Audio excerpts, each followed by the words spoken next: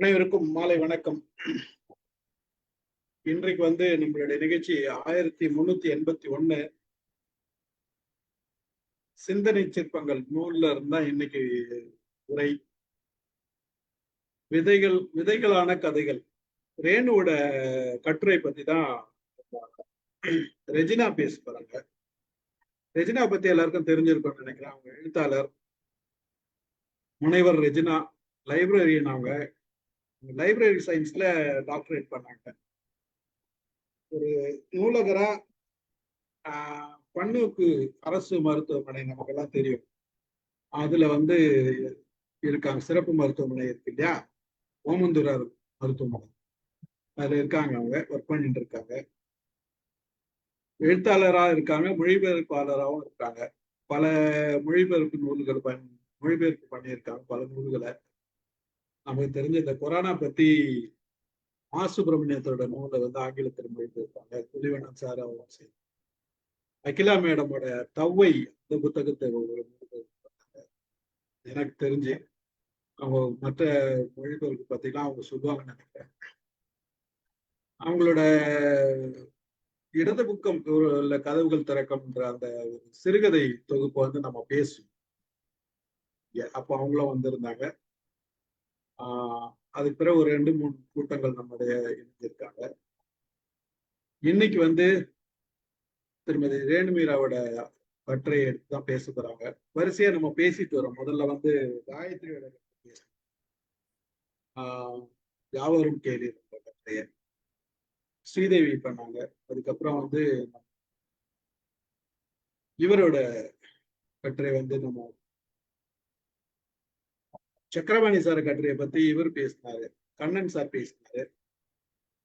அதுக்கு பிறகு இவங்களோட கட்டுரை இருந்தது. வேற யாருக்கும் ஒரு கட்டுரை பேசினாங்க. இதயக்கல் பத்தி பேசப்பட்டது. நாளைக்கு அவர் ஒரு டெப்டி டைரக்டரா இருந்துட்டு டெப்டி கலெக்டரா இருந்து ரிட்டையர்ட் ஆனவர் கிருஷ்ணமூர்த்தி அவர் நாளைக்கு என்னோட கட்டுரை பத்தி பேச போறாரு. இப்படி நம்ம நூல்ல இருந்து ஒரு கட்டுரைகளை பத்தி ஒரு சின்ன ஆய்வு உரை நடத்திட்டு வரோம். அதுல இன்னைக்கு ரேணுமீராவோட விதைகளான கதைகள் பத்தி தான் பேச போறாங்க. பார்ப்போம் என்ன அவங்க ஆய்வு பண்றாங்க, அதுக்கப்புறம் என்ன அவங்களோட கருத்து, என்ன நம்மளுடைய பார்வை அப்படின்னு பார்க்கலாம். அவங்க படிச்ச பிறகு இது பண்ண பிறகு அவங்களோட உரை முடிஞ்ச பிறகு யாரெல்லாம் இந்த கட்டுரை படிச்சீங்கன்றது நீங்க சொன்னீங்கன்னா நல்லா இருக்கும். மகிழ்ச்சி. ரெஜினா அவர்களுக்கு இந்த நேரம். நன்றி sir. Mind your mind international குழுவினர் அனைவருக்கும் எனது வணக்கம். முதல்ல ஸ்டீஃபன் ராஜ் சார் அவங்களுக்கு நன்றி சொல்லிக்கிறேன். இப்படி ஒரு அருமையான வாய்ப்பை எனக்கு கொடுத்துருக்காங்க. இது 1381வது நிகழ்ச்சி.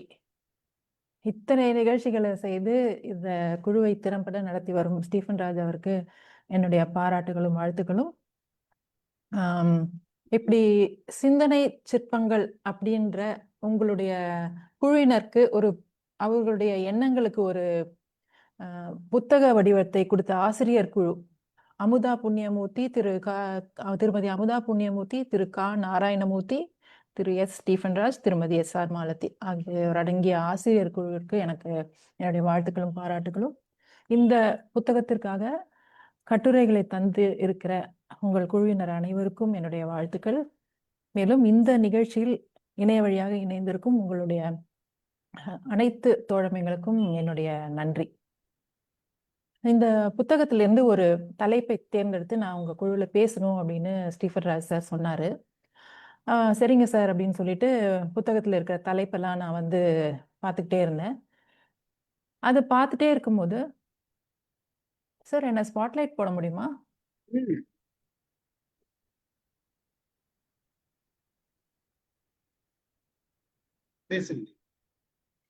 அந்த தலைப்புகளை நான் பார்த்துக்கிட்டே இருக்கும்போது சில தலைப்புகள் ஏற்கனவே இந்த குழுவில் பேசப்பட்டு விட்டது அப்படின்னு சொன்னாரு. அதனால அந்த தலைப்புகளை என்னால் எடுக்க முடியல. பிறகு ஒரு சில தலைப்புகள் ஒரு குறிப்பிட்ட சப்ஜெக்ட் பத்தி இருந்துச்சு.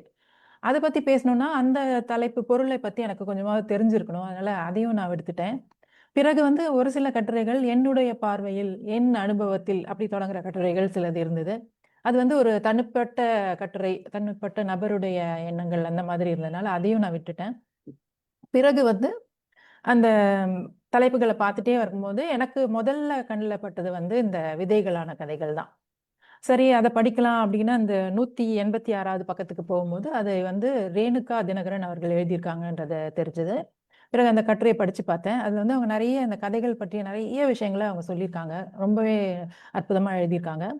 பிறகு சரி இன்னொரு சாய்ஸ் பார்க்கலாம் அப்படின்னு சொல்லிட்டு இன்னொன்னு பார்த்தேன். அது வந்து வாழ்வது ஒரு முறைதான் அப்படின்னு சொல்லிட்டு இவங்க அமுதா புண்ணியமூர்த்தி எழுதியிருந்த ஒரு கட்டுரை அது. அத படிக்கலான்னு ஆரம்பிச்சேன். முதல் வரியே வந்து ஒருவன் ஒரு கிளியை வளர்த்தான் அப்படின்னு ஒரு கதையா தான் ஆரம்பிச்சிருந்தாங்க. உடனே அது எனக்கு ஒரு ஏதோ ஒரு ரீஅஷ்யூரன்ஸ் மாரி இருந்தது. நான் வந்து இந்த குரூப்ல இந்த கதைகள பத்தி தான் பேசணும் அப்படிங்கிற மாதிரி இருந்துச்சு. அதனால தான் வந்து நான் இந்த விதைகளான கதைகளையே பேசுவோம் அப்படின்னு சொல்லிட்டு எடுத்தேன். இப்ப முதல்ல ரேணு வந்து இந்த கதையில, இந்த கட்டுரையில என்னெல்லாம் சொல்லியிருக்காங்க அப்படின்னு சொல்லிடுறேன். அவங்க என்ன சொல்றாங்கன்னா, மனுஷன் வந்து இந்த உலகத்த தெரிஞ்சுக்கிறதே கதைகள் மூலமா தான் அப்படின்னு சொல்றாங்க. பிறகு வந்து அவனுடைய குணநலன்கள், ஒரு அன்பு, மரியாதை, பொறுமை, பகிரும் குணம், அந்த மாரி நெறைய குணநலன்கள்லாம் கூட கதைகள் மூலமா வந்து ஒரு சீர்மைப்படுத்தப்படுகிறது அப்படின்னு சொல்லியிருக்காங்க. அப்புறம் வந்து ஒரு சில நமக்கு தெரிஞ்ச விஷயங்களை நம்ம மற்றவங்களுக்கு பகிர்றதுக்கு கூட கதைகள் உதவுகின்றனன்னு சொல்றாங்க. அதுக்கப்புறம் நம்ம அறிவியலை பரப்புவதற்கு கூட கதைகள் உதவுகின்றனன்னு சொல்றாங்க. அதுக்கு பிறகு வந்து ஒரு சில நேரங்கள்ல ஒரு கதை ஒரு ஓவியமாக வரையப்படுது, ஒரு நாடகமாக்கப்படுது, ஒரு திரைப்படமாக்கப்படுகிறது. அப்படி அது செய்யப்படும்போது வந்து கதைகளுக்கு இன்னும் உயிரோட்டம் கிடைக்கிறது. அ அந்த மாதிரி அ காட்சிகளை அல்லது திரைப்படத்தை பார்க்கும்போது ஒரு ஒரு போர் சூழல் பற்றிய கதையா அது இருந்ததுன்னா, போர் எப்படி நடக்கும்? வீரர்கள் வந்து எப்படி உடை அணிவாங்க? எந்த மாரி ஆயுதங்கள பயன்படுத்துவாங்க? அவர்கள் உடல் வாகு எப்படி இருக்கும்? அப்படிலாம் நம்ம தெரிஞ்சுக்கலாம். நுணுக்கமா பார்த்து தெரிஞ்சுக்கலாம் அப்படின்னு சொல்றாங்க. அ அதற்கு பிறகு வந்து ஒரு நாட்டுடைய ம் வரலாறு மற்றும் மதக் கோட்பாடுகள் எல்லாம் கூட கதைகளால கடத்தப்படுது. அப்படின்னு சொல்றாங்க. அதுக்கேற்ற போல தான் நம்ம வந்து பைபிள், குரான், இதிகாசங்களான ராமாயணம், மகாபாரதம் அதுலலாம் வந்து நம்ம எக்கச்சக்கமான கதைகள நாம பார்க்குறோம். இதற்கடுத்து ஒரு மனிதனுடைய சமூக வாழ்வியல் அல்லது போராட்டங்களை வந்து கதைகள் அழுத்தமா சொல்கின்றன அப்படின்னு சொல்றாங்க. இதற்கு வந்து நான் ஒரு நல்ல ஒரு உதாரணம் சொல்ல முடியும். அதாவது ஒரு "to kill a mockingbird" அப்படிங்கிற ஒரு புத்தகம். ஹார்ப்பர் லீ எழுதினது. அதுல வந்து இப்ப நான் வந்து ஒரு வாழ்க்கைய வாழுறோம். வாழ்ந்து அதுல இன்பங்கள் இருக்கு, துன்பங்கள் இருக்கு. நெறைய உணர்வுகள நம்ம அனுபவிக்கிறோம். அனுபவிச்சு நாம வாழ்க்கை முடிந்து போகிறது. ஆனா நாம பார்க்காத ஒரு வாழ்க்கை. இல்ல நாம த தெரிஞ்சுக்கவே முடியாத ஒரு சூழல். அந்த மாதிரி நமக்கு கொஞ்சம் கூட அண்மையில இல்லாத ஒரு சூழல். அப்படி வந்து நம்ம பார்க்கும்போது சில கதைகள் மூலமா நம்ம தெரிஞ்சுக்க முடியுது. இந்த "to kill a mockingbird" அப்படிங்கிற இது வந்து ஒரு என்ன சொல்றது? ஒரு வரலாற்று முக்கியத்துவம் வாய்ந்த ஒரு புத்தகம். அந்த புத்தகத்துல வந்து ஒரு ஒரு கிராமம் அலபாமா அப்படிங்கிற ஊரு. அமெரிக்கால. அந்த ஊர்ல நடக்கிற கதை தான் அது. கருப்பின மக்களுக்கும், வெள்ளை மக்களுக்கும் இடையே நடக்கிற சம்பவங்கள் எல்லாம் தொகுத்த ஒரு கதை. ரொம்ப அருமையான படிக்கும்போது சாதாரண கதை மாதிரி இருக்கும். ஆனா, அந்த இப்ப அந்த கதையில சொல்லப்பட்ட விஷயங்கள் எல்லாம் அந்த ஊர் மக்கள் படிச்சாங்கன்னா, அவங்களுக்கு உள்ள அப்படியே ரத்தம் கொதிக்கும். குறிப்பாக கருப்பின மக்களுக்கு. ஏன்னா, அவங்க அவ்ளோ ஒடுக்கப்பட்டு கிடந்தாங்க அந்த சமயத்துல. இந்த புத்தகம் 1930ல எழுதப்பட்டது. 30கள்ல எழுதப்பட்டது. ஸோ, அந்த நேரத்துல இந்த புத்தகம் எவ்வளவு தாக்கத்தை அந்த மனுஷங்க கிட்ட, அந்த கருப்பரின மக்கள் கிட்ட ஏற்படுத்துச்சுன்னா, அவங்க பயங்கரமா சிந்திக்க ஆரம்பிச்சுட்டாங்க அதுக்கப்புறம். அதுக்கப்புறம் கேள்வி கேட்க ஆரம்பிச்சுட்டாங்க. அப்புறம் போராட்டங்களில் ஈடுபட ஆரம்பிச்சுட்டாங்க. அப்படி இந்த மாதிரி எல்லாம் கேள்வி கேட்டு போராட்டங்கள்ல ஈடுபட்டு ஒவ்வொன்னுத்துக்கும் எதிர்குரல் கொடுத்து, கேள்வி ஆலோசித்து எல்லாம் பண்ணும்போது, அவங்களோட இனம் வந்து ஒரு எழுச்சி பெறுது.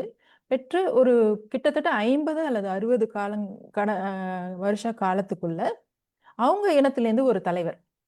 அதாவது பராக் ஒபாமா என்ற கருப்பின தலைவர் அமெரிக்காவ ஆள்றாரு. பிரசிடென்ட்டா வராரு. அந்த அளவுக்கு தாக்கம் ஏற்படுத்தின ஒரு கதை இது. ஆக ஒரு இது மாதிரி நிறைய தாக்கம் ஏற்படுத்தின, சமூக மாற்றம் ஏற்படுத்தின புத்தகங்கள் நிறைய இருக்கு. ஆனா இது வந்து ஒரு முன்னோடியான புத்தகம்.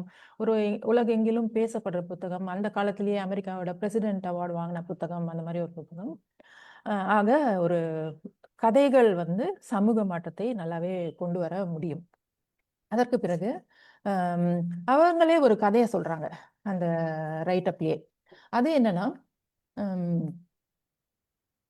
அலெக்சாண்டர் மாமன்னர் அவர் இருக்க ஊர்ல ஒரு டயோஜென்ஸ் அப்படிங்கிற ஒரு தத்துவ ஞானி இருக்காரு. அந்த தத்துவ ஞானியை வந்து மக்கள் சாறை சாறையா போய் அவரை பார்க்க போறாங்க. அப்போ அந்த மன்னனுக்கு ஒரு கோவம் வருது, பொறாமை வருது. என்ன இது, நான் தான் இங்க மாமன்னன், என்னை விட்டுட்டு எல்லாரும் அந்த தத்துவ ஞானியை போய் பார்க்கறாங்களே அப்படின்னு சொன்னோன்னே, யார் அது, அவரை என்ன வந்து பார்க்க சொல்லுங்க அப்படின்னு சொல்றாரு அந்த மன்னர். உடனே மன்னரோட வேலையாட்கள் போய் அவரை பார்க்கறாங்க. தத்துவ ஞானியை பார்த்துட்டு, இந்த மாதிரி மன்னர் உங்களை வந்து பார்க்க சொல்றாரு அப்படின்னு சொன்னோன்னே, அவர் என்ன சொல்றாருன்னா, அவருக்கு என்ன பார்க்கணும்னா இங்க வந்து பார்க்க சொல்லு அப்படின்னு சொல்லி அனுப்பிச்சிடுறாரு. இந்த வேலையாட்கள் போய் சொல்றாங்க. உடனே மன்னருக்கு இது என்ன இப்படி ஒரு பதில் சொல்லி அனுப்பிச்சிருக்காருன்னு சொல்லிட்டு அந்த ஞானியை போய் பார்க்க போறாரு. அந்த ஞானி எப்பவுமே எதையாவது ஒரு பரப்பி வச்சுக்கிட்டு சூரிய வெளிச்சத்துல படிச்சுக்கிட்டு இருப்பாரு. இப்ப நம்ம மாமன்னர் குதிரையில ஏறி போறாரு. போய் அவர் பக்கத்துல நிக்கிறாரு.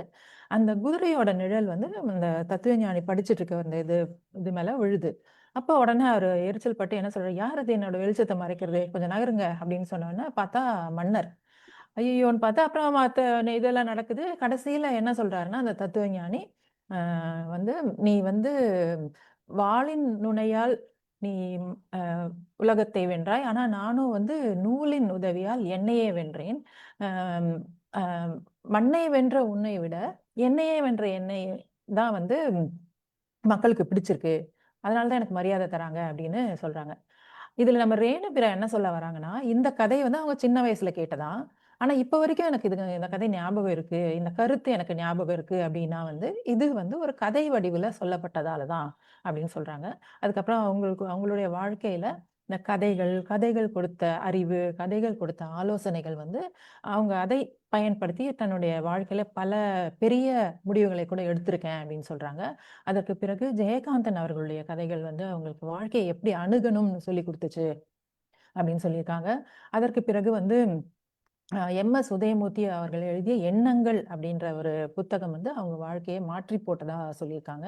பிறகு ஜெயகாந்தனுடைய சுயரூபம் கதை, சூடாமணி அவர்களுடைய செந்திரு, அப்புறம் இவரு சோமவல்லியப்பன் அவருடைய 5 ஸ்டார் டிப்ஸ், அடையாளம் அது போன்ற கதைகள இந்த ரைட் அப்ல இவங்க டிஸ்கஸ் பண்ணியிருக்காங்க. பிறகு அவங்க என்ன சொல்றாங்கன்னா, நாம நம்ம தாய்மொழியில மட்டும் கதைகள படிக்கக்கூடாது. எல்லா மொழிகள்லயும் கதைகள படிச்சா தான் வந்து நம்மளுடைய அறிவு விரிவடையும் அப்படின்னு சொல்றாங்க. பிறகு வந்து நம்ம ஊர்ல ஒரு தெரு அல்லது ஒரு கட்டடம் அல்லது ஒரு ஊர் அதோடைய பேரு பின்னாடியே வந்து நெறைய கதைகள், வரலாறு இருக்கு அப்படின்னு சொல்றாங்க. அதுக்கப்புறம் வந்து நம்ம எப்பயுமே வந்து கதைகள படிக்கணும்னு சொல்றது வந்து வெறும் படிக்கிறது மட்டும் இல்ல. அந்த கதைகள் படிக்கிறது மூலமா அது நம்ம ஆன்மாக்குள்ள ஊடுருவி ஒரு நாமளே பார்க்காத ஒரு மூலையின் மீது அது வெளிச்சத்தை பாய்ச்சக்கூடும். அந்த அளவுக்கு அது ஒரு தாக்கத்தை ஏற்படுத்தக்கூடியது. நமக்கு ஒரு மாற்றத்தை ஏற்படுத்தக்கூடியது. அதனால எல்லாரும் அ படிங்க. இந்த மாரி படிச்சு பயனடைங்க. இப்படிதான் சொல்லியிருக்காங்க. இது எல்லாமே வந்து நமக்கு ஏற்புடைய கருத்து தான். இந்த குழுவினர் அனைவருக்குமே ஏற்புடைய கருத்தா தான் இருக்கும். இப்போ எனக்கு இந்த கதைகள் அப்படின்னு சொல்லும்போது என்னெல்லாம் தோணுது அப்படின்னு பார்க்கும்போது, எனக்கு எப்பவுமே இந்த கதைகளை பற்றி ஆச்சரியப்படுத்தக்கூடிய விஷயம் வந்து ஒரு கதை நம்ம படிச்சு முடித்தோம்னா, அது நமக்குள்ள என்ன கேள்விய எழுப்புது? அப்புறம் என்ன நினைவலைகளை ஏற்படுத்துது? அதாவது ஒரு கதைய நம்ம படிக்கிறோம்னு வச்சுக்கோங்க. அதுல வந்து திடீர்னு வந்து ஒரு ஒரு ஊரின் பெயர் வருது. இல்ல ஒரு நபருடைய பெயர் வருது. இல்ல ஒரு சம்பவம் அதுல பேசப்படுது அப்படின்னு சொல்லும்போது, ஏதோ நம்ம அந்த பேர கேட்டதும் எங்கேயோ போயிடும் நம்ம ஞாபகம். போயிட்டு அப்புறமா தான் கொஞ்ச நேரம் கழிச்சு நம்ம கதைக்கு வருவோம். அந்த மாரி நடக்கும். ஸோ அந்த வந்து எனக்கு ரொம்ப ஆச்சரியப்படுத்தும். அதற்கு பிறகு நாம அந்த கதைய படிச்சு முடிச்ச பிறகு, அதுக்கப்புறம் நம்ம அந்த கதைய நம்ம வாழ்க்கையில யூஸ் பண்ணுவோமா? அது என்ன ஃபர்தரா நம்மளுக்கு என்ன என்ன அ எண்ண ஓட்டங்களை தருது? அப்படிங்கிறது எனக்கு ரொம்ப பிடிக்கும். அதுக்கப்புறம் ஒரு கதை வந்து நாம ஒரு வயதுல கேட்கிறோம். அந்த வயதுல கேட்டதுக்கும், அதுக்கப்புறமா கேட்கிறதுக்கும் அது வேறு செய்திய நமக்கு தருதா? அல்ல வேறு சூழல்ல நம்ம படிச்ச கதை வேறு செய்திய தருதா பிற்காலத்துல? அப்புறம் வேறு காலகட்டத்துல படிச்ச கதை வந்து அதற்கு பிறகு வேறு செய்திய நமக்கு தருதா? இந்த மாரி விஷயங்கள் தான் வந்து எனக்கு வந்து கதைகள படிக்கும்போது ரொம்ப சுவாரஸ்யமா இருக்கும். அது அது எழுப்புற அ விஷயங்கள தான் எனக்கு ரொம்ப பிடிக்கும். இப்போ நமக்கு சின்ன வயசுல இருந்து நெறைய கதைகள் சொல்லப்பட்டிருக்கு. உதாரணமா சொன்னா வந்து இப்போ அந்த யூஸ்வலா அந்த முயல் ஆமை கதை, அப்புறம் குல்லா வியாபாரி குரங்கு கதை, அப்புறம் இந்த காக்கா தண்ணி கல்லு போட்டு தண்ணி குடிச்ச கதை, அப்புறம் பாட்டி வடை சுட்ட கதை, இந்த மாதிரி எத்தனையோ கதைகள் நமக்கு தெரியும். நான் பழைய கதைகளை சொல்றேன், ஆனா எல்லாருக்கும் தெரிஞ்சிருக்கும் அப்படிங்கிறதுனால. அதுல வந்து இந்த கதைகள் எல்லாமே சொல்லுவாங்க. அது சொன்ன பிறகு இந்த கதையிலிருந்து நமக்கு தெரிவது என்னவென்றால் அப்படின்னு ஒரு லைனு ஒண்ணு வரும். இப்போ இந்த கதைகள்லாம் சொல்றாங்க, ஒரு நீதிய சொல்றாங்க, இல்ல ஒரு ஸ்டேட்மெண்ட் கடைசியில சொல்றாங்கன்னா, இப்ப எல்லா கதைகளும் அவங்க சொன்ன ஸ்டேட்மெண்ட் படி தான் நம்ம வந்து புரிஞ்சுக்கிறோமா? இல்ல வேற மாரி நமக்கு தொனிக்குதா? அத வந்து நாம அலசி பார்த்துருக்கோமா? அப்படின்னு பார்க்கும்போது, இப்போ வந்து ஒரு ம் அ இந்த ஒரு நகைச்சுவையா ஒரு கதை ஒண்ணு WhatsAppலலாம் ஓடிட்டு இருந்து எல்லாருக்கும் தெரிஞ்சிருக்கும். அதாவது என்னன்னா, ஒரு நோயாளி மருத்துவர்கிட்ட போறாரு. அவருக்கு ரொம்ப வயித்து வலி. ஏன்னா, அவர் ரொம்ப குடிச்சு, குடிச்சு எப்பவுமே வயிறு புண்ணாகி இருக்காரு. அந்த மருத்துவர்கிட்ட போனோனே, மருத்துவர் என்ன சொல்றாருன்னா, இவனுக்கு என்ன இனிமே வந்து நம்ம வைத்தியமே குடுக்க முடியாது. இன்னைக்கு வந்து ஏதாவது நல்லா இனிமே குடிக்கக்கூடாது அப்படிங்கிறத புரிய வைக்கிற மாரி நம்ம ஏதாவது பண்ணணும் அப்படின்னு சொல்லிட்டு என்ன பண்றாருன்னா, ஒரு டம்ளர் எடுத்து அதில மதுவ ஊற்றுறாரு. அதற்கு பின்ன அதில வந்து ஒரு மண்புழுவ போடுறாரு. மண்புழு போட்டோனே, மண்புழு கொஞ்ச நேரம் ஜாலியா அதுக்குள்ளேயே நீந்தி அது குடிச்சிட்டு இருக்கும். என்னமோ ஜாலியா இருக்கு. அதுக்கப்புறம் கொஞ்ச நேரம் கழிச்சு அது துடிக்க ஆரம்பிக்குது. கொஞ்ச நேரம் கழிச்சு அந்த மதுவிலே அரிச்சு அது இறந்து போயிடுது. இத இந்த நோயாளி பார்க்குறாரு. பார்த்தோன்னே மருத்துவர் நெனச்சுக்கிறாரு, அவனுக்கு நல்லா புரிஞ்சிருக்கும். இனிமே வந்து மதுவே தொடமாட்டான் அப்படின்னு சொல்லிட்டு என்ன நெனைக்கிறாருன்னா, மருத்துவர் அவர பார்த்து, "என்ன புரிஞ்சுதா?" அப்படின்னு கேட்கிறாரு. உடனே அவரு, "புரிஞ்சுதுங்க டாக்டர்" அப்படின்னு சொல்றாரு அந்த நோயாளி. "என்ன புரிஞ்சுது?" அப்படின்னா, "குடிச்சா வயித்துல இருக்கிற பூச்சிலாம் செத்துடுங்க டாக்டர்" அப்படின்னு சொல்றாரு. அப்போ இவர் வந்து இத வந்து நகைச்சுவையான கதைன்னு சொல்லுவாங்க. ஆனா எனக்கு என்னமோ இத கேட்கும்போதெல்லாம் ஒரு எரிச்சலும், ஒரு வேதனையும் தான் எனக்கு வந்திருக்கு. ஆக ஒரு கதை எதுக்காக சொல்லப்படுதோ, அந்த இது வாசகர போய் சென்றடையாமலும் இருக்கலாம் சில நேரத்துல.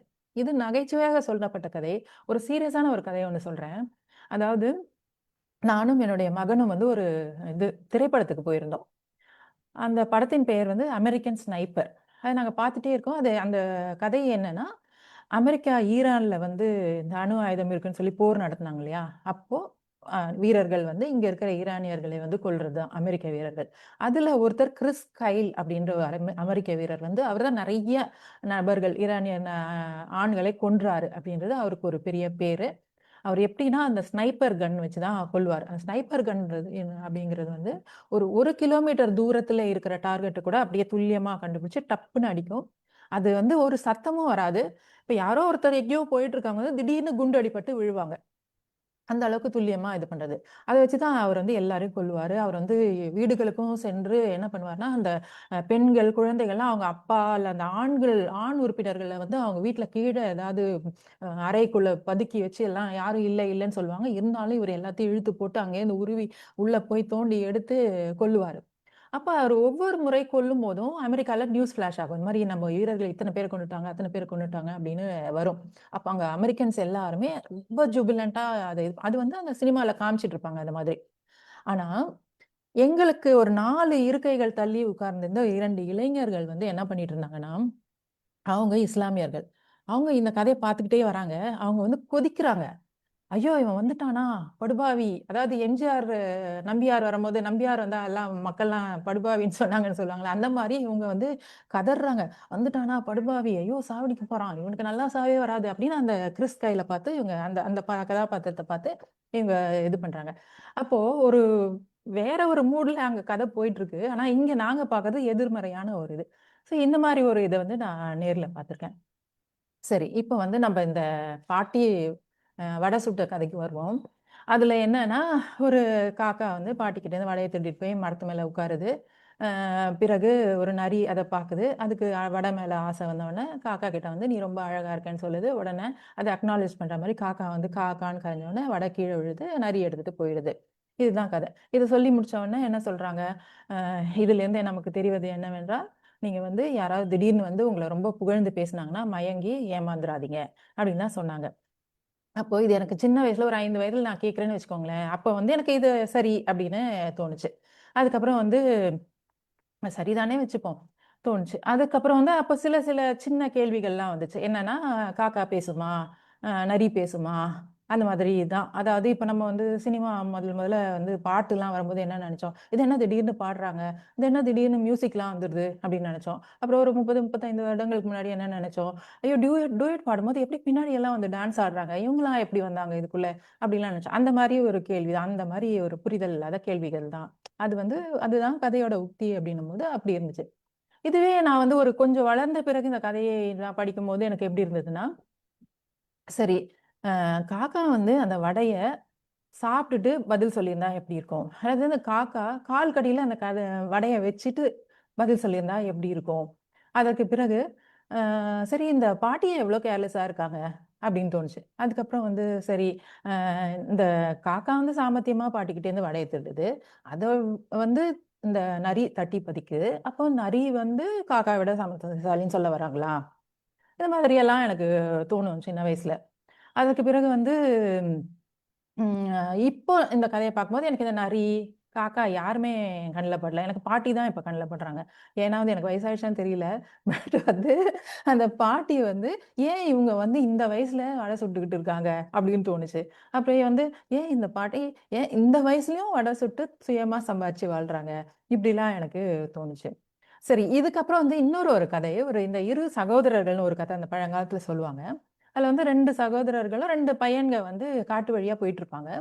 போகும்போது ஒரு கரடி வரும். கரடி வந்தோனே ஒரு பையன் போய் ஓடி போய் மரத்துல ஏறிருவான்.